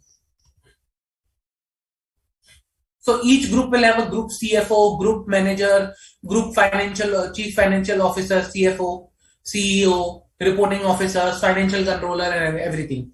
So they kept India, US in group 1. In group 2, let's say they kept China and UK. Group 3, rest all. Now, at times, this grouping, can be done appropriately, and if this is not appropriate, then this grouping will create an issue in reporting. Okay, let's say, for example, most of the companies do grouping on the basis of geography. That they will combine UK, US, Germany, France. They will combine India, China, South Africa. They will call it APEC region, EMEA region, North America region, like this way they will combine. Okay. So if your grouping is not appropriate, you may end up in issues in your reporting. So appropriate whether grouping is there or not. Okay. Then structure should be aligned with the objectives. Let's say, for example, your objective is to expand your business in a particular field. Then you should have a separate functions and appropriately responsibility divided of that particular function. Then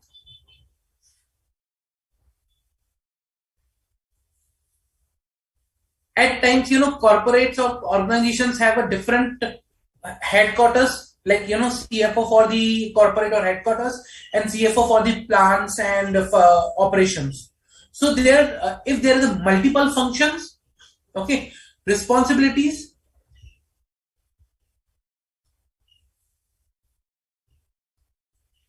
of those multiple functions should not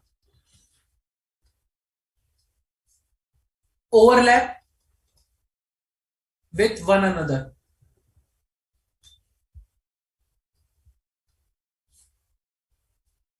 There should be unity of command. What is unity of command? One person reporting to one person. It shouldn't happen. Let's say, for example, there is an employee, Mr. X. He is situated in India. He has two managers, one in US corporate, one in India.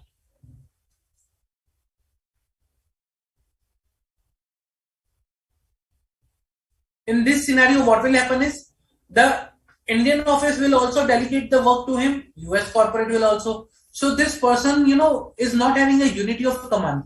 This may create issue in long term. So that's why it is always preferred to have a unity of command in case when there is a big organizational structure. Avoid dual responsibilities. To ensure segregation of duties.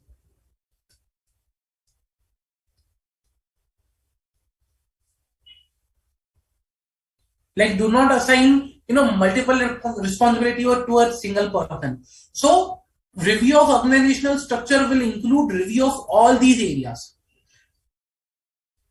Okay, so internal audit will review all these areas, whether these are present and these are appropriate or not. Any doubt?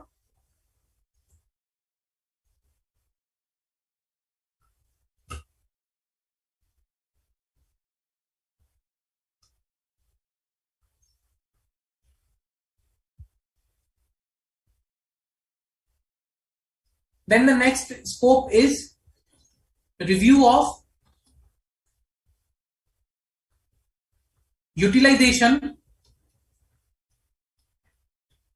of resources.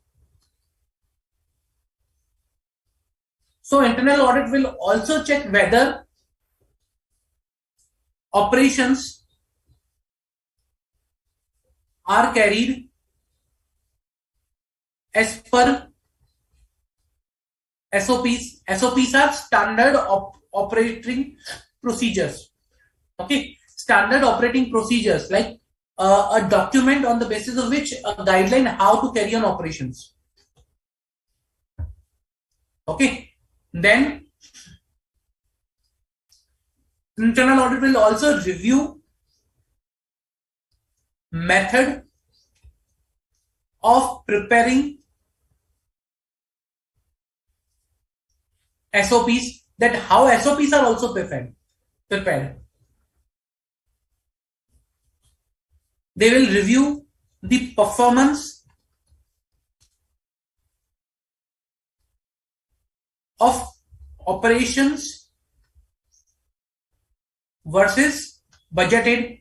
Like what was the performance? Let's say the factory was operating at let's say 40% capacity. However, it was budgeted that it should operate at 70% capacity. Usually they know as a KPI reviews. key performance indicator review.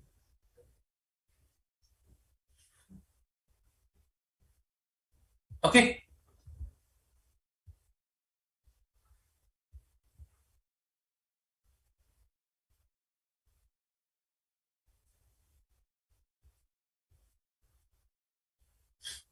Then I'll, as of now, remove this example over here.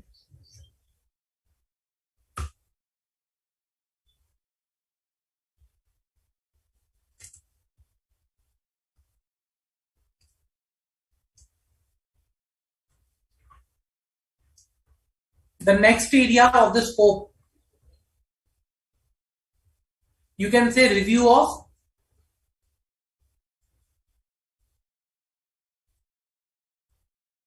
achievement of, yeah, or you can say accomplishment of goals and objectives. Now, each and every organization has some certain goals and objectives, whether those goals and objectives are being achieved or not. Okay. So, whether goals are defined appropriately,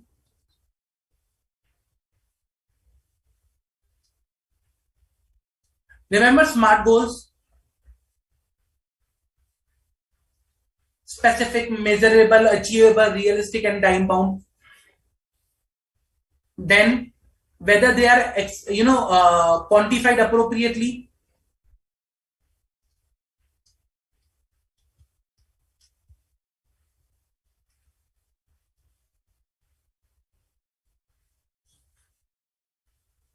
They will review measurement of accomplishment of goals, means how much goals have been accomplished.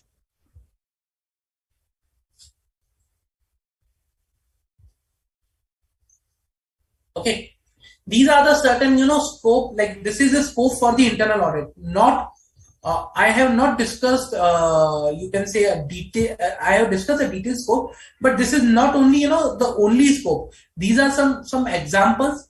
This is, you can say, majority of the scope, but there can be additional areas depending upon organization to organization. Clear? So this is the scope for internal audit.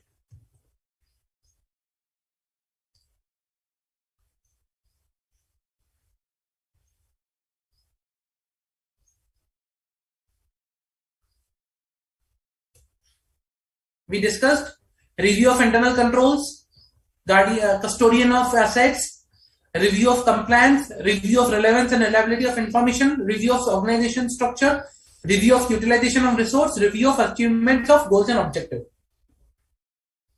Clear? This is how internal audit function works. These are the areas they look into.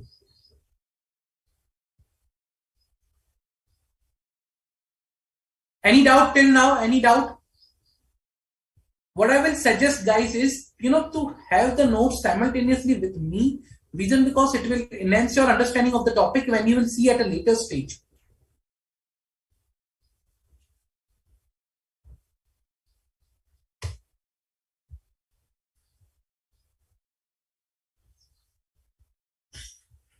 Any doubt, guys? Any doubt?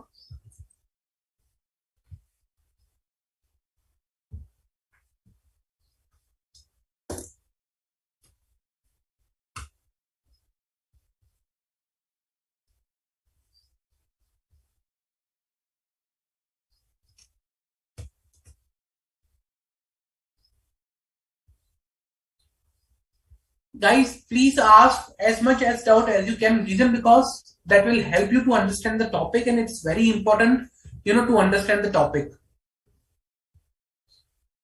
So please ask as much as you can, no matter how silly the doubt can be.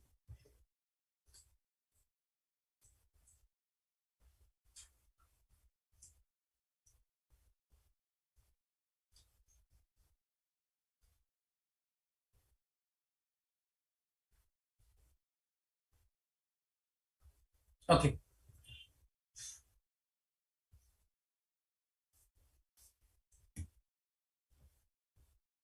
If no further doubts, then let me take one question.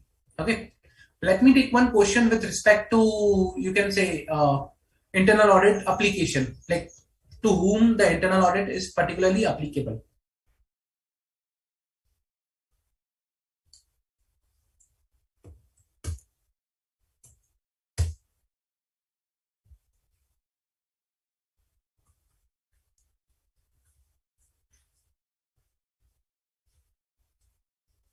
Okay, so I'll pull up the question over here.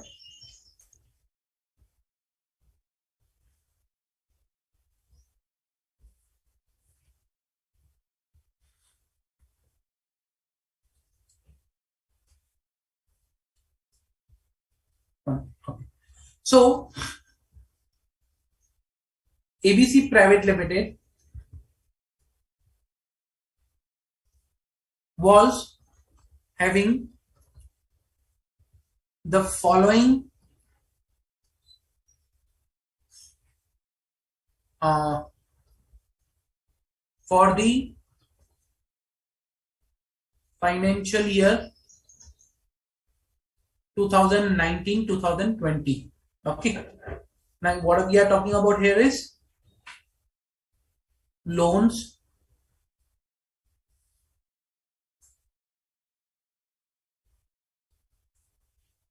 bank A, okay, rupees 25 CR, bank B, rupees, let's say 40 CR, then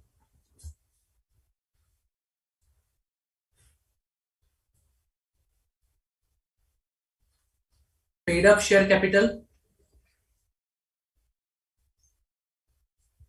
outstanding as on 31/3/2020 rupees 55 CR, turnover for the period rupees 186 CR. Okay, this is loan as on 31/3/2020. Okay, now your question is whether the company is required to appoint internal auditor as per rule 13 of companies accounting rule 2014. You tell me whether the company is required to appoint internal auditor as per company's accounting rule 13 as per the the information that is given. This is the information that is given. Clear? That's the question. And if yes, then why? If no, then why? I need your answers.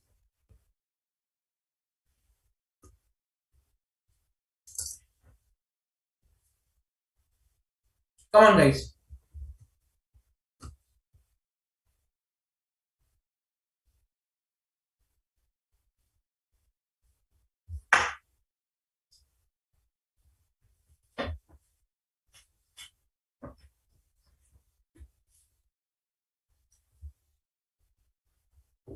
I need your answers.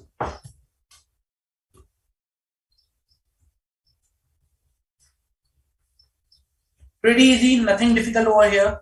Just apply what we discussed as of now, the concept. That's it.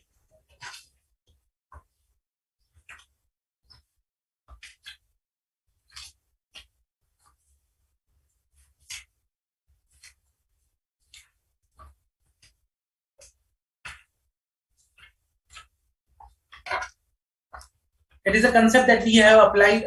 That's a provision we need to apply, guys. Come on, I'm waiting for your answer.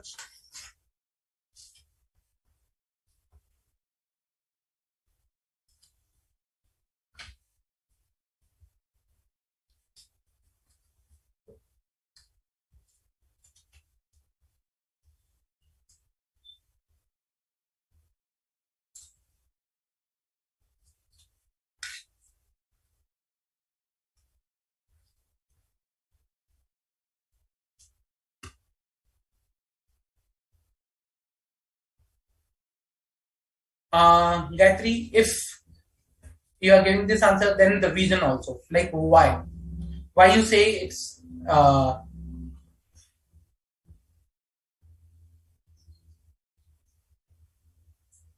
absolutely correct, Sairam.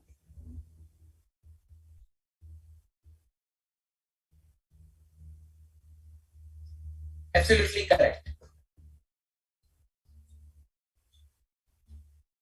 You need to apply the provision rule 13 that we discussed. It's pretty simple. There is nothing difficult here.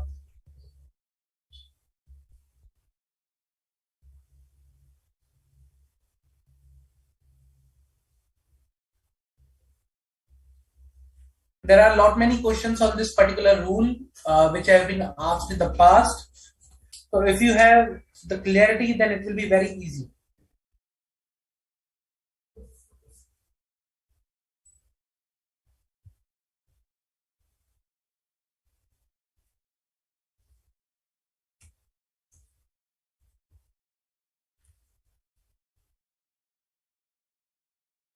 Come on, it's pretty easy. Just you need to apply the rule, that particular rule 13. And I have already provided the detailed hint also in the answer itself. There is, which is, pretty much clear. Okay.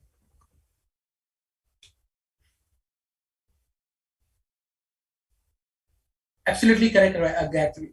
Absolutely correct. Vidula, I'll be taking your question in a while. That's a good question, but I'll be taking in a while.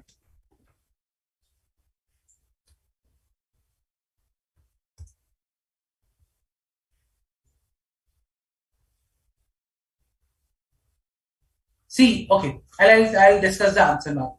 Okay, now in the current case, this is a private limited company. Okay, now as per the rule 13, private limited company.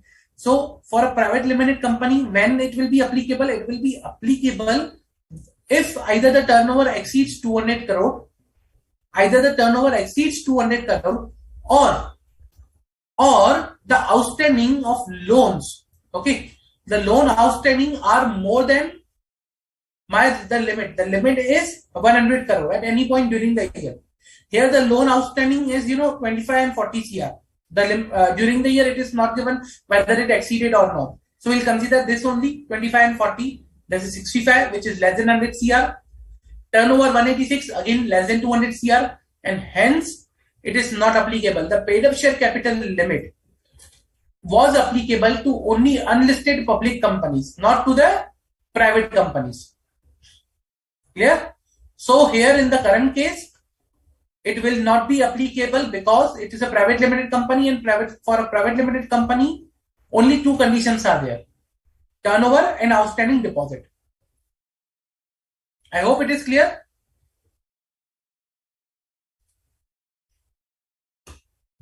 So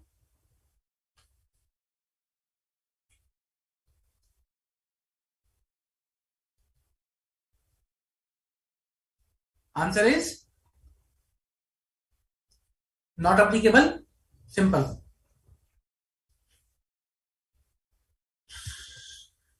I'll write it here.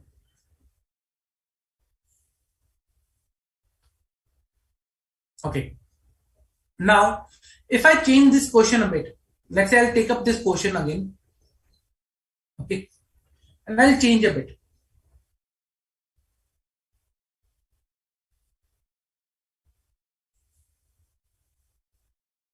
I'll change this question and let's see whether it will be applicable or not.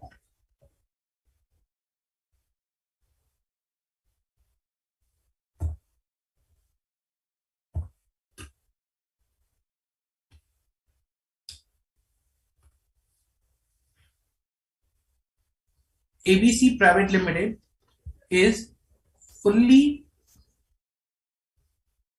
owned subsidiary of AP Limited. It's a listed company.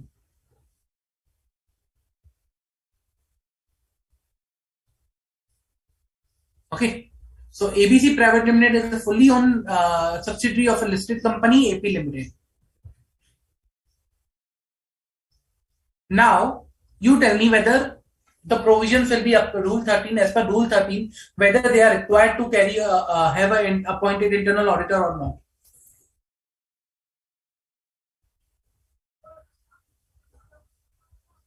Whether they are required to have the internal auditor or not, as per Rule 13. Let's change a bit the questions.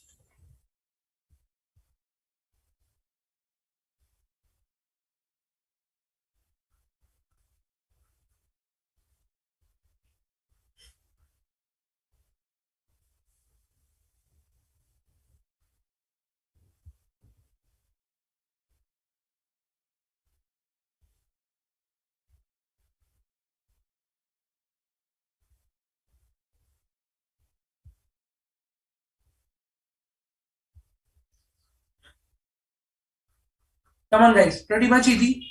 Nothing difficult again.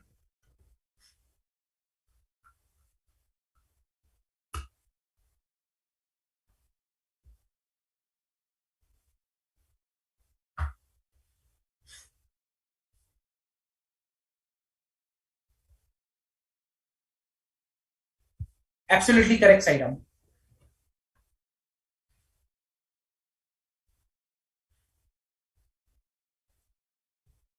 Correct, Gayatri. Vidula, your answer to the previous question that you are not required to see the paid up capital one. No. Reason because paid up capital limit is only applicable for the unlisted public companies, not the private company. For private company, there is no paid up capital condition applicable.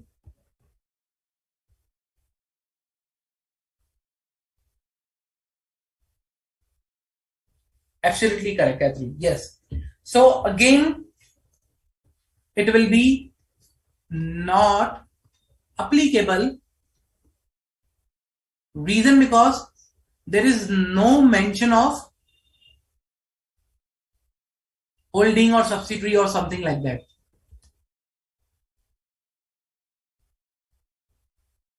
You need to verify on a standalone basis for each company, not just because it's a holding of a listed company, the internal audit function will directly applicable. No, you need to look into the standalone basis based on the rules.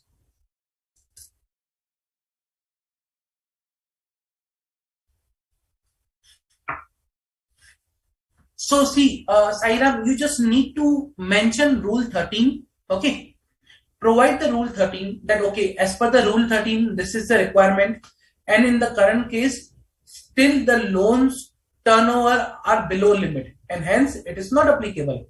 So the point whether this company is a subsidiary of listed company or not, it's irrelevant. It's not a relevant point. Like means it's just to provide to confuse you. You are not required to answer that particular whether it's a subsidiary or holding or whatever, because it's not relevant. Answer on the facts like what is the turnover, what is the paid up share capital, what is the loan, and on the basis of Rule 13. That's it. Clear? Any doubt, guys?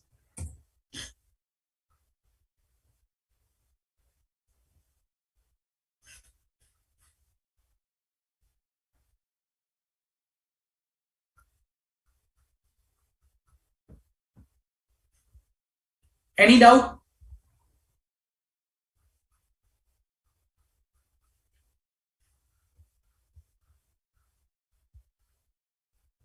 Okay, good.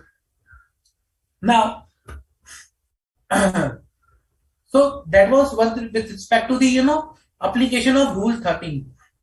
Okay. Now let me move forward to the same topic, and we'll discuss more on the internal audit. We discussed the scope of internal audit. Okay. Now the next question arises that we were discussing, or someone asked in the start of the lecture itself about the independence of the internal audit. Independence, integrity, objectivity, that is the fundamental basic principles of like that the person should have.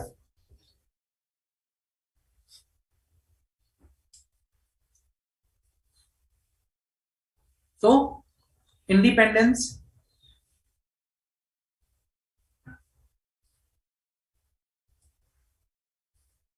then objectivity and integrity of internal auditor.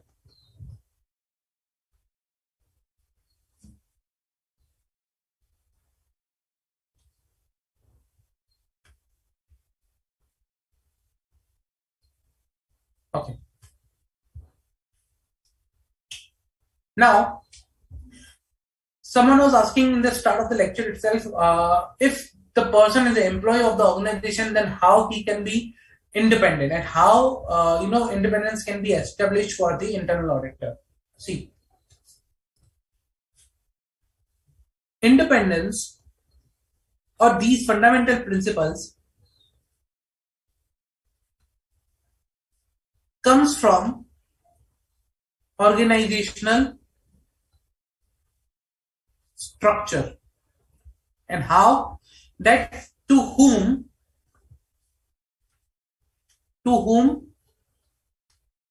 internal auditor reports. Okay, who decides the scope of internal audit,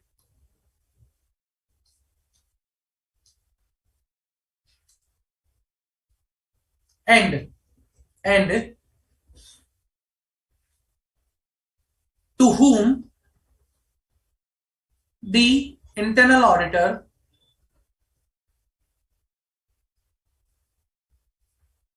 can reach. So for example, let's say to whom internal auditor reports. Now let's say for example, if internal auditor reports to management, okay, then there are chances that might try to like for example, I'll prepare an organization chart and I'll try to show you. Let's say there is a chairman, then there will be managing director, then there will be CEO, CFO, Chief Operating Officer, Chief Internal Auditor, okay, then etc. other CXOs. Okay, now they all report to managing director. Along with that, if there is a applicability or there is the provision that Chief Internal Auditor can also report directly to audit committee, if not board of directors, means those charged with governance. Then, so if there is a provision that internal auditor can report to the audit committee or board of directors in case of any issue, like if he feels that CFO, CEO, MD, are trying to impact his independence, then he can directly report to audit committee and board of directors. Then he can maintain his independence. Otherwise, there will be an issue. To who decides the scope? If managing director or the management decides the scope, then there can be issue. But if board of directors in consultation with the internal auditor itself, if those charges governance and internal auditor they decide the scope, then there are chances okay there can be an independence still left. Again, to whom he can reach out. If he identifies any of the issue with related to the managing director, can he reach out to those charged with governance? If yes, then yes, independence can be maintained. So, by organizational structure, to whom he reports, who decides the scope, whom internal auditor can reach out in the case, decides the independence. Clear?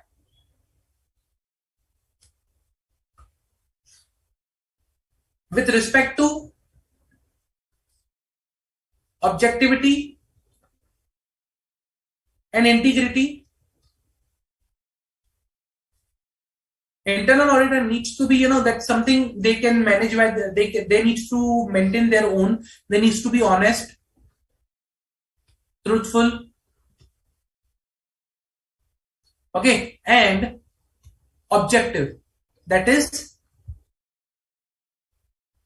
free from any bias. So if they can maintain this, I think that's something which is, an internal auditor needs to maintain internally. Okay, this is how still an independence and other fundamental principles can be maintained. Clear? Any doubt?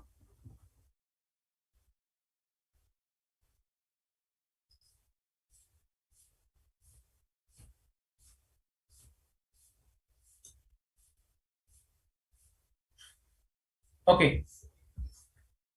Now the next comes is, we understood, okay, fine, this is how they can maintain. We understood the scope. Now the important thing to understand is a reporting process. That is internal audit report.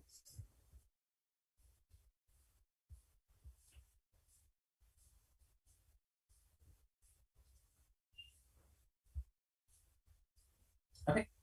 Now, before going to the reporting, I just want to provide a background that there is an internal audit standard board. Internal audit standard board. Earlier it was known as the internal committee on internal audit. Now this standard board formulates standards on internal auditing.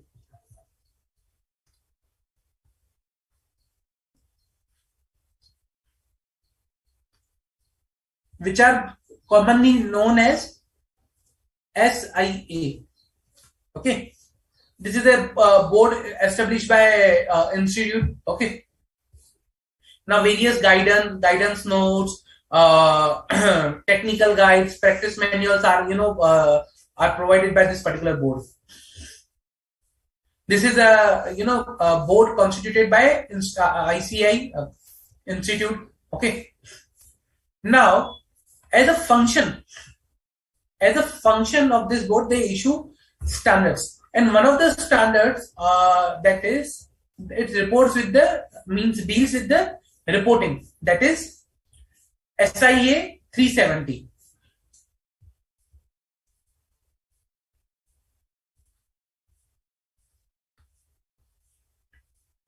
That is reporting results, reporting of internal reporting results. Okay. Now, as per SIA 370, generally reporting in case of internal audit can be carried out at two phases.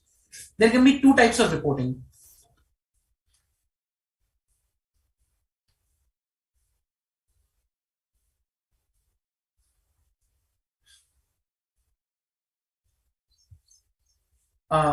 Assignment or engagement reporting.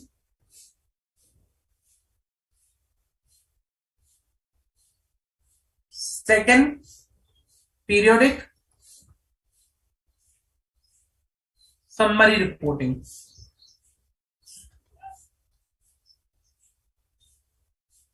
Okay. In case of assignment or engagement reporting, this is done at the end of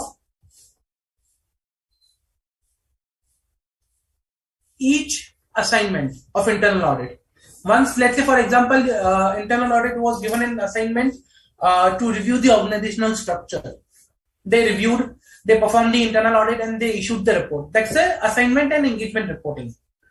Periodic or summary reporting means, let's say for example, in the whole quarter, whatever internal audit task they carried out and whatever reporting they did, each engagement assignment wise, they will combine and summarize all that engagement and assignment wise reporting and issue a periodic report. So You can say summary of all engagement reports is your periodic reporting.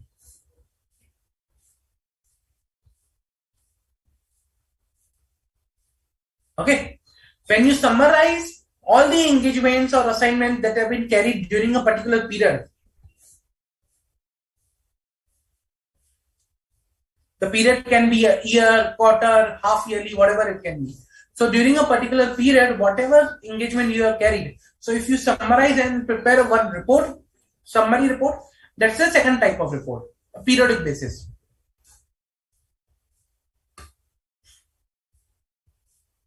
Okay. Now, SIA focuses and provides more detail onto engagement reporting. Reason because engagement reporting is more important. Like periodic reporting is a summary of engagement reporting. So basically, if your engagement reporting is appropriate, then automatically a summary will be prepared. Appropriate summary will be prepared.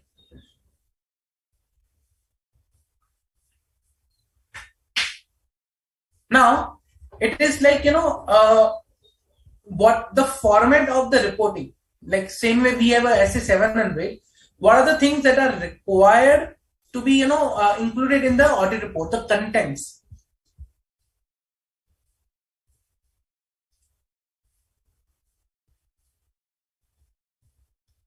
Contents of the report will be simple.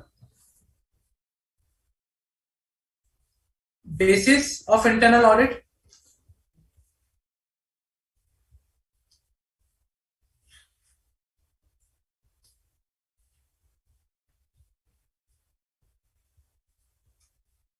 Then you will mention, okay, like basis of internal audit means it will include objective, scope of audit, okay, and approach. Second, reference to SIAs, that the audit has been conducted as per the standards on internal audit. Third, executive summary.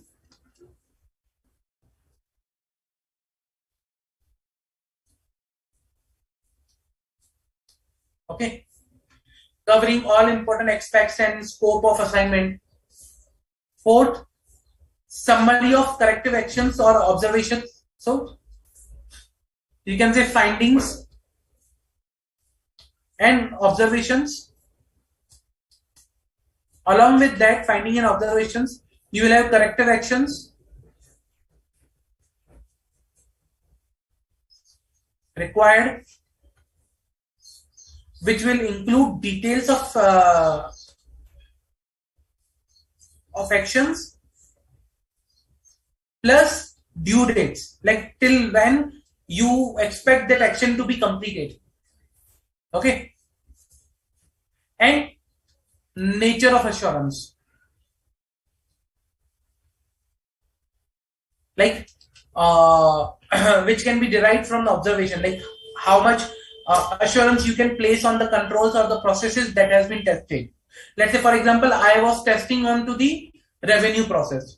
Now, after testing, I identified, okay, there are only few observations and the process is going appropriately fine. We can put a high assurance, high reliance on the process. That's the nature of assurance that is derived from the particular process, or that is the report is giving about the particular process. So that's the basic about reporting for that internal audit report, the contents of internal audit report. Now,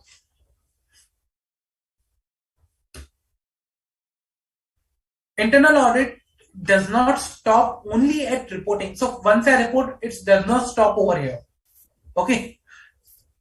After reporting,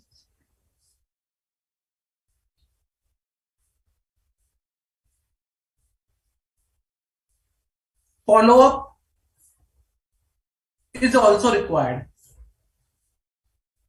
Let's say, for example, in internal audit, we decided this is an issue and within 3 months it's required to be rectified. So after 3 months, I'll go again and I'll ask whether you rectified this issue. And that is as per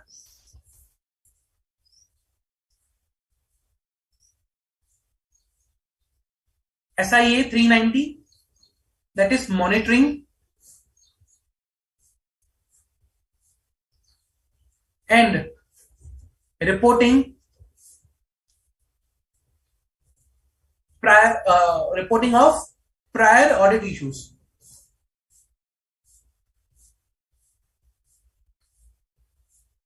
That you will provide a summary. Okay, this was the issues that were priorly identified, and how many issues out of this has been closed.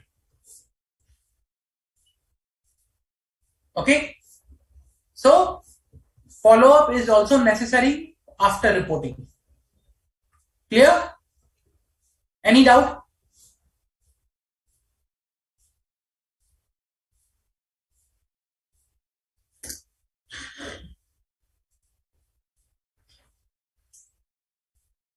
Siva, why I say that, you also write with me, reason because the more you will write, the more you will remember. Okay, so that's why I write the notes. I ask students to write with me in their own format, because it may happen that my handwriting, my format, whatever I was discussing may be different than yours. Okay, so if you write in your own handwriting, you will remember. So I'll be providing, but again, please write your notes with me, reason because your own written handwriting, your own written notes will be easy to refer at the time of exam than someone else's notes. Trust me.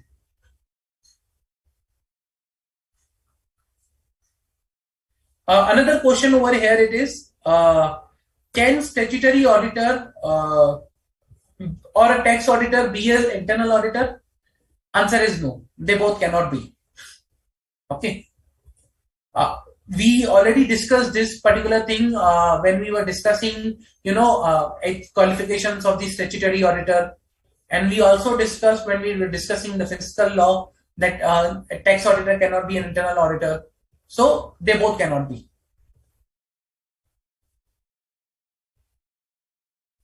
Any further doubt, guys? Any further doubt?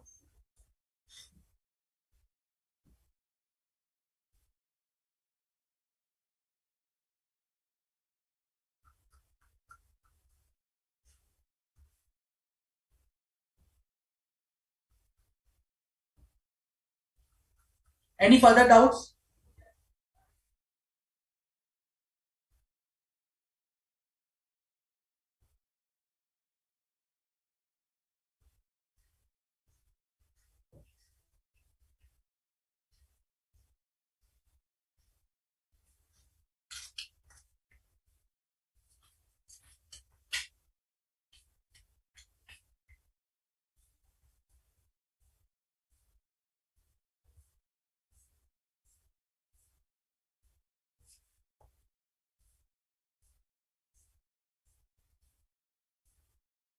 No?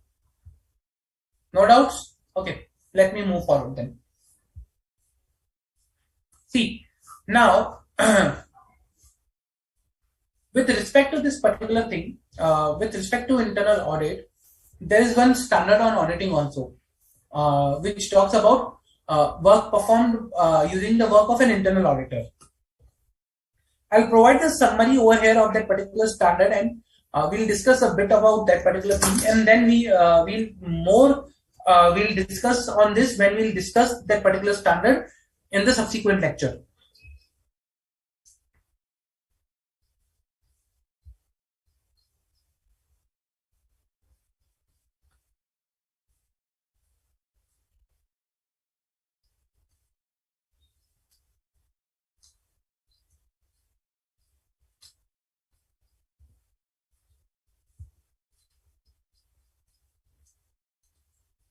This explains that how much of reliance can be placed onto the function of internal audit by statutory auditor. Okay, so this standard guides that how much of the reliance we can place upon the function of the internal audit in an organization. So the reliance that is required to be, or the work that we can use from the internal audit, that depends upon basically first, scope of internal audit.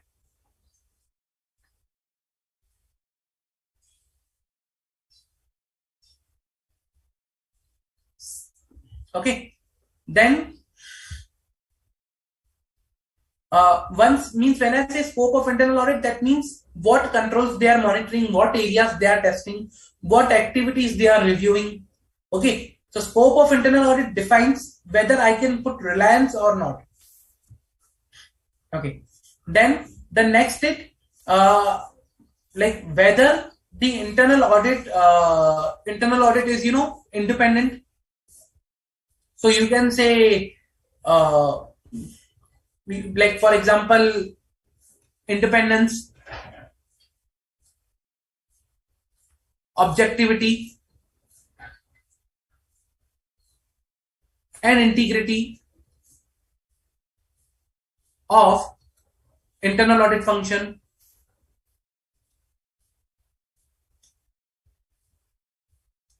So whether these are independent enough, objectivity is maintained, integrity is maintained or not, so that I can rely upon that particular function. If they are not independent, then how can I rely upon the findings of internal audit?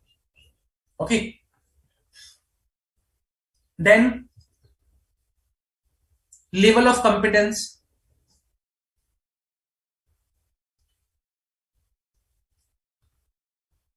Level of competence means how much qualified, how much competent they are to carry the internal audit. And systematic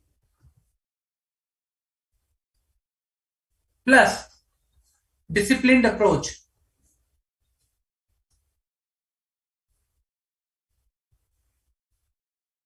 is followed or not.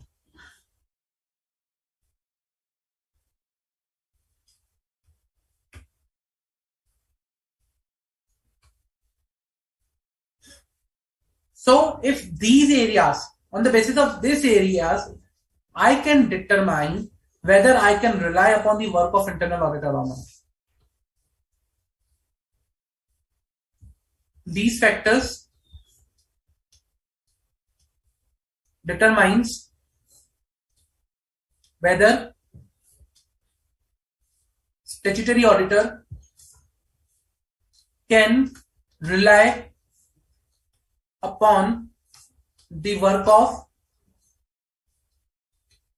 internal audit or not. Again, we will be discussing this in much detail in SA 610 when we will be discussing that particular standard. Okay, that will include evaluation of like how to evaluate the IAS function, what are the things that we need to check before relying upon the internal audit. As a statutory auditor, we'll see what is the scope of internal audit. We'll see, okay, to whom they report, how much of the work we can, use of the internal audit, whether internal audit can provide a direct assistance or not. So there will be a lot of details that we'll be discussing there. Okay. Any doubt till now? Any doubt?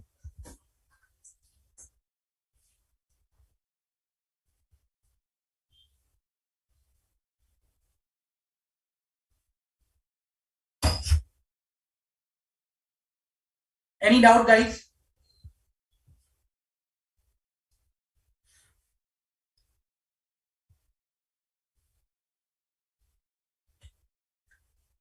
Vidula, which provisions can you explain, like which provisions you are looking here for the tax and stat auditor, so that I can provide whether they are different or not. Okay. Now, one question which was asked earlier, there are various model like COVID or COSO model. So whether how to apply these models and whether these models can be implemented. Okay.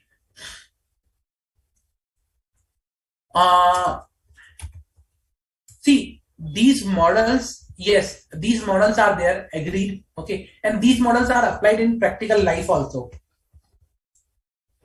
Okay, when we are defining the internal audit, what you say, we are defining the internal controls. At that time, these models and these frameworks are adopted. Okay. These models and frameworks are used in a such a way, or there are implementation guidelines available. When a control is defined, basically how the control environment is formed, what are the control definitions, control scope, and process scope, everything at that time, these particular models are used. So in a nutshell, yes, these models are used in practical life. It's not just one of the things like it's there, but in actual also these are used. Like COSO framework, if I talk about, okay. So these actually are used in detail when a particular control environment is formed.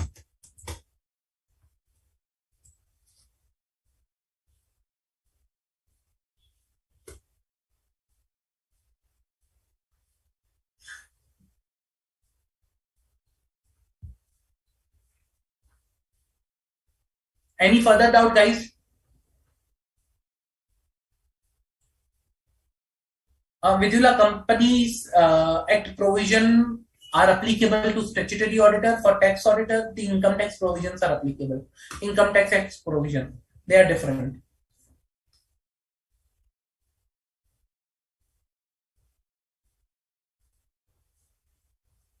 Any further doubts? No? Okay. Let me take up one question and then we can move forward.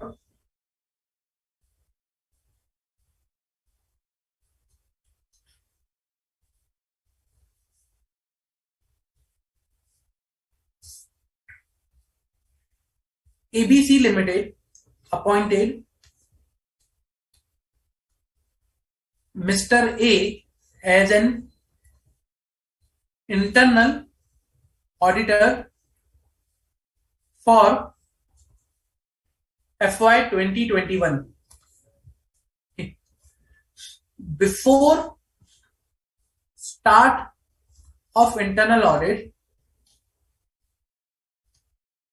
management decided the areas which are required to be in scoped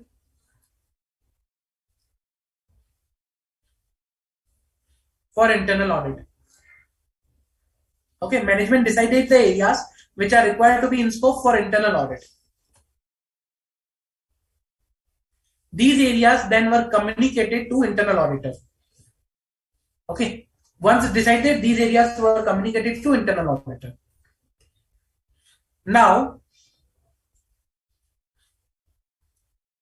these areas were decided based on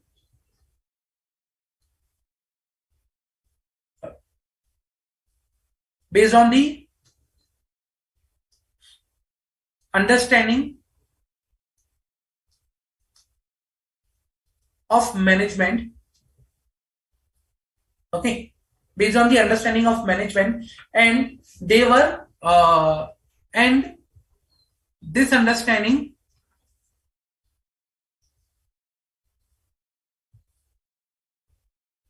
was not shared with internal auditor. Okay. Now internal auditor was asked to report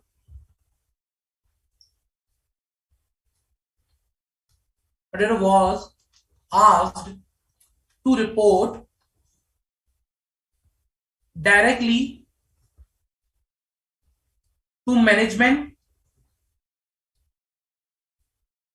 Okay, directly to management, and no reporting was required to be done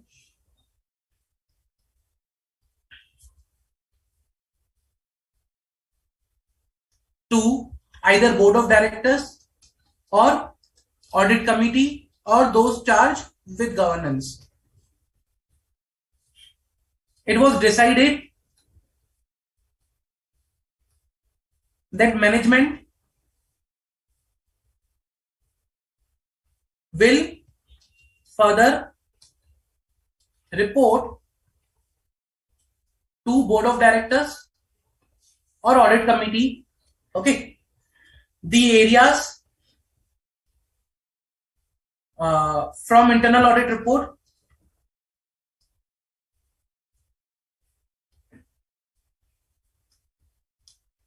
which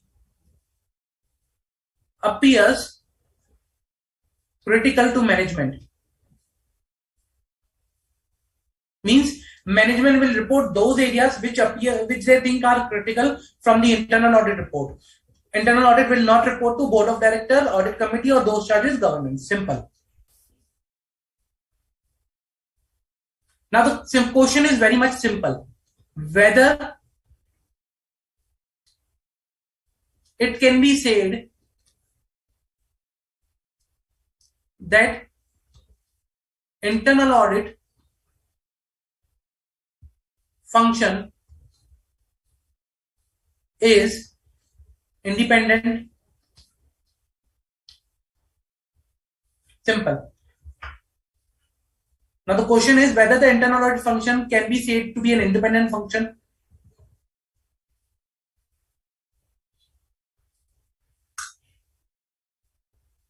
So facts are there.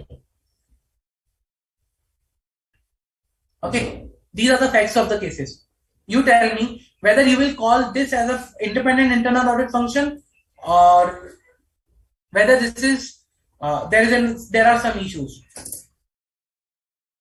Come on.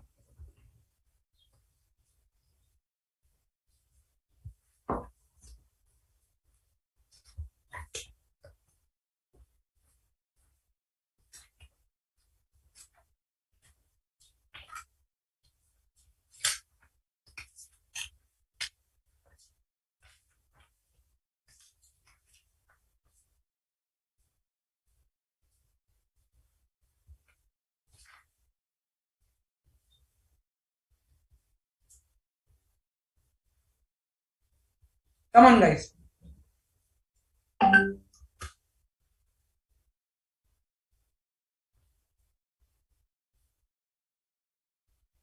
Correct, Gayatri.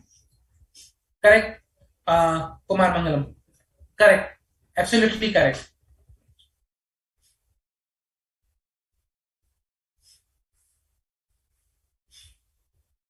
Correct. Absolutely correct, Vidya.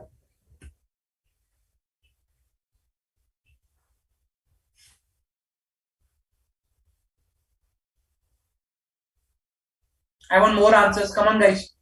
Pretty much easy, nothing difficult over here. We have already discussed this particular topic right now.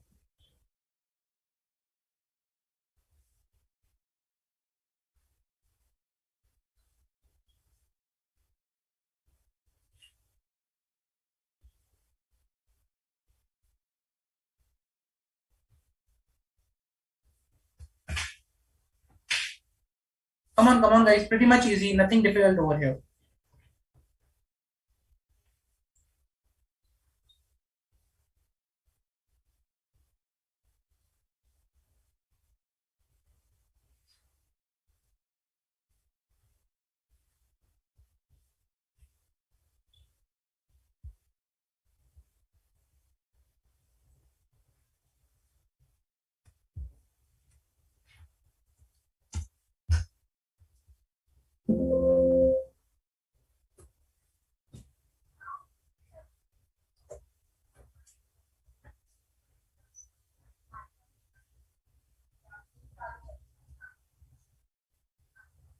Okay. Correct. Totally. Absolutely correct. So here, if I talk about the issues present in this particular example here, is first, management decided the areas, okay, to be in scope. Usually, the scope is decided by the board of directors in consultation with the internal auditor, which is not present. Okay. Understanding of the management, was not sure why they decided this area. Okay. Then internal auditor was not asked to report. No reporting of internal auditor to board of directors, audit committee, or those charged with governance. Okay. And management will himself report to board of directors, and which they will find critical to them. So only management will decide what to report. So these all facts and figures or information, directly say that okay, there is an issue with the independence of the internal audit function. Clear? So based on this, we can say that internal audit functions independence can be or might be impaired.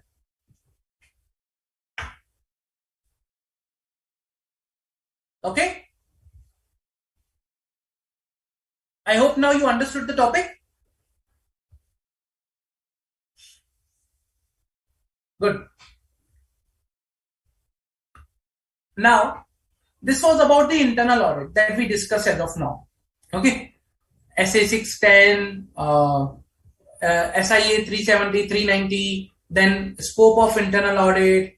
Then we discuss about section 138 to whom the internal audit is applicable. Okay. And the summary of internal audit. Now, another topic for today that I will be covering is management audit. As I said, as we go, before start, we discuss what is that particular topic means.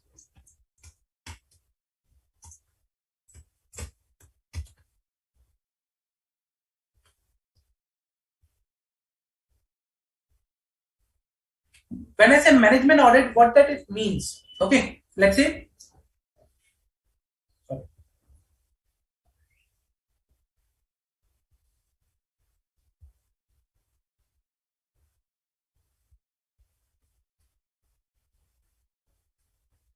When I say management audit means audit of management.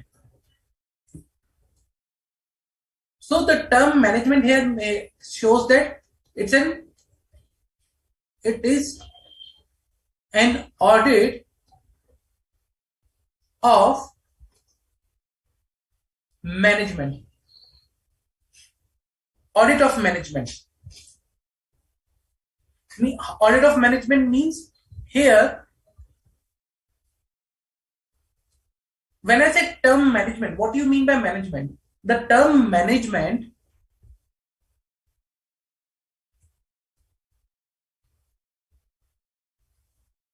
is equal to, if I say definition of management means that to manage a business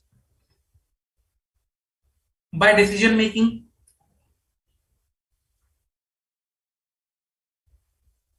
Okay. So when I talk about management relates to, to manage a business and to make some decisions, to decide the policies, plans, and to appropriately manage a organization. That's the management. When I say audit of a management means I'll audit the way of managing the business decision making process. So if I talk about management audit, it will include audit of the way business / company is managed.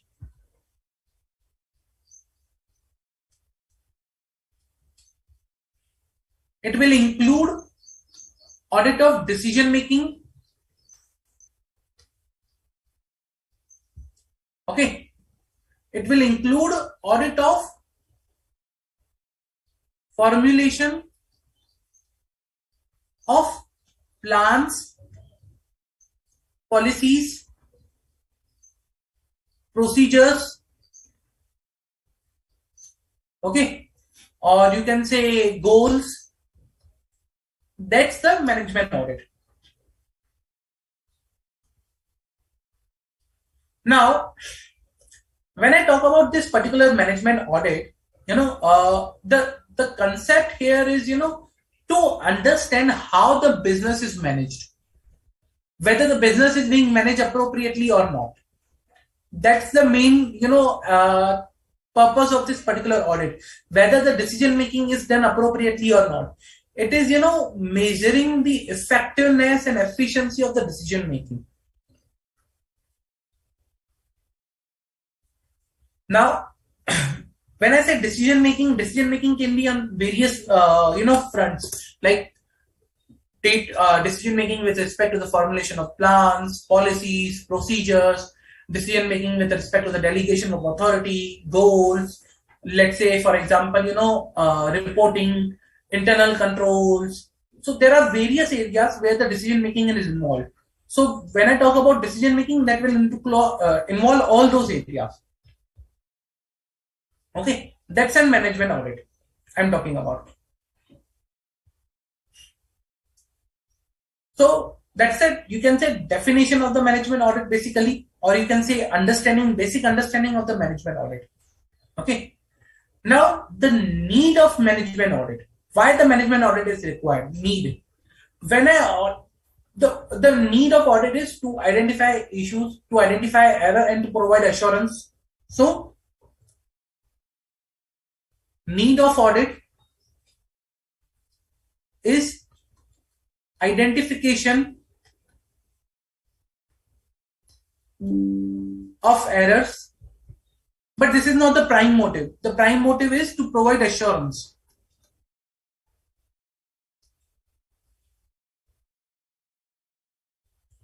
When I talk about management audit,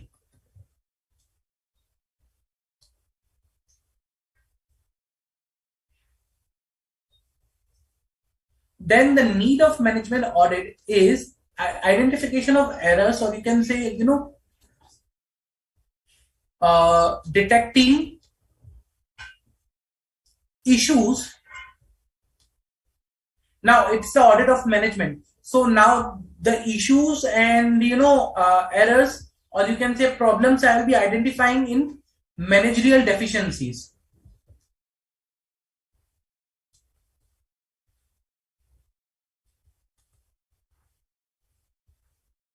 Detecting issues and managerial deficiencies. Okay.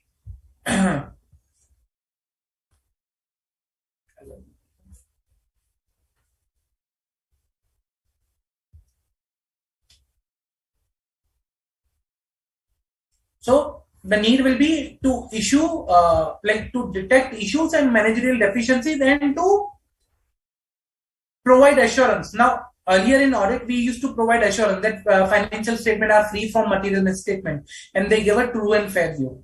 Here in management audit, assurance, you can say, or we will provide an assurance or report that how well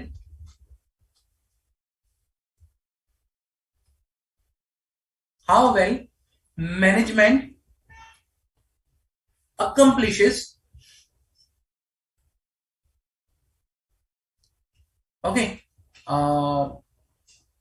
its objectives or its role.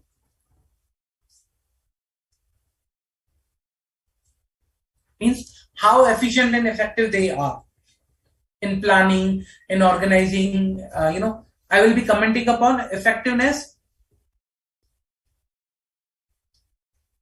and efficiency of managing the organization. That's the management audit. Clear? Any doubt?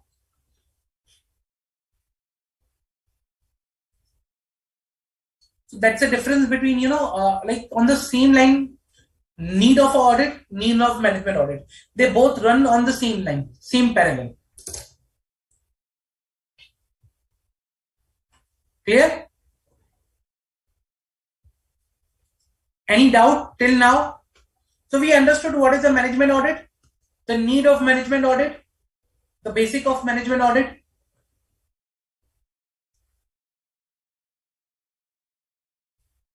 Very good question. who are involved in word management. When I say a management, who are all involved? Who are the part of management?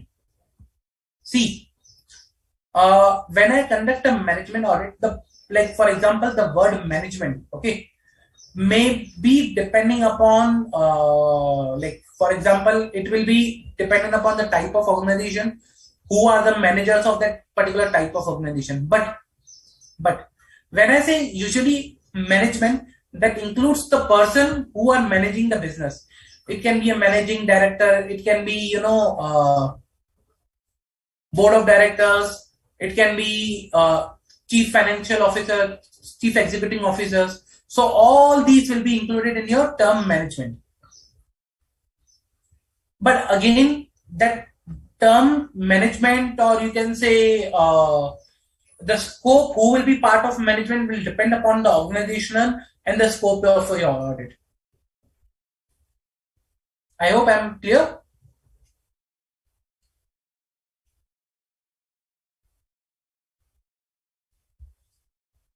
So guys, this was a basic summary about the management audit. Okay. So what I will suggest here is, please read what we have discussed today, like internal audit, the questions, and also read the next topic we are going to discuss in tomorrow's lecture, this management audit and operational audit. We'll be covering this plus audit of public sector undertaking, PSUs. Okay, please read, be prepared with your questions, and ask as much as questions you can. Okay.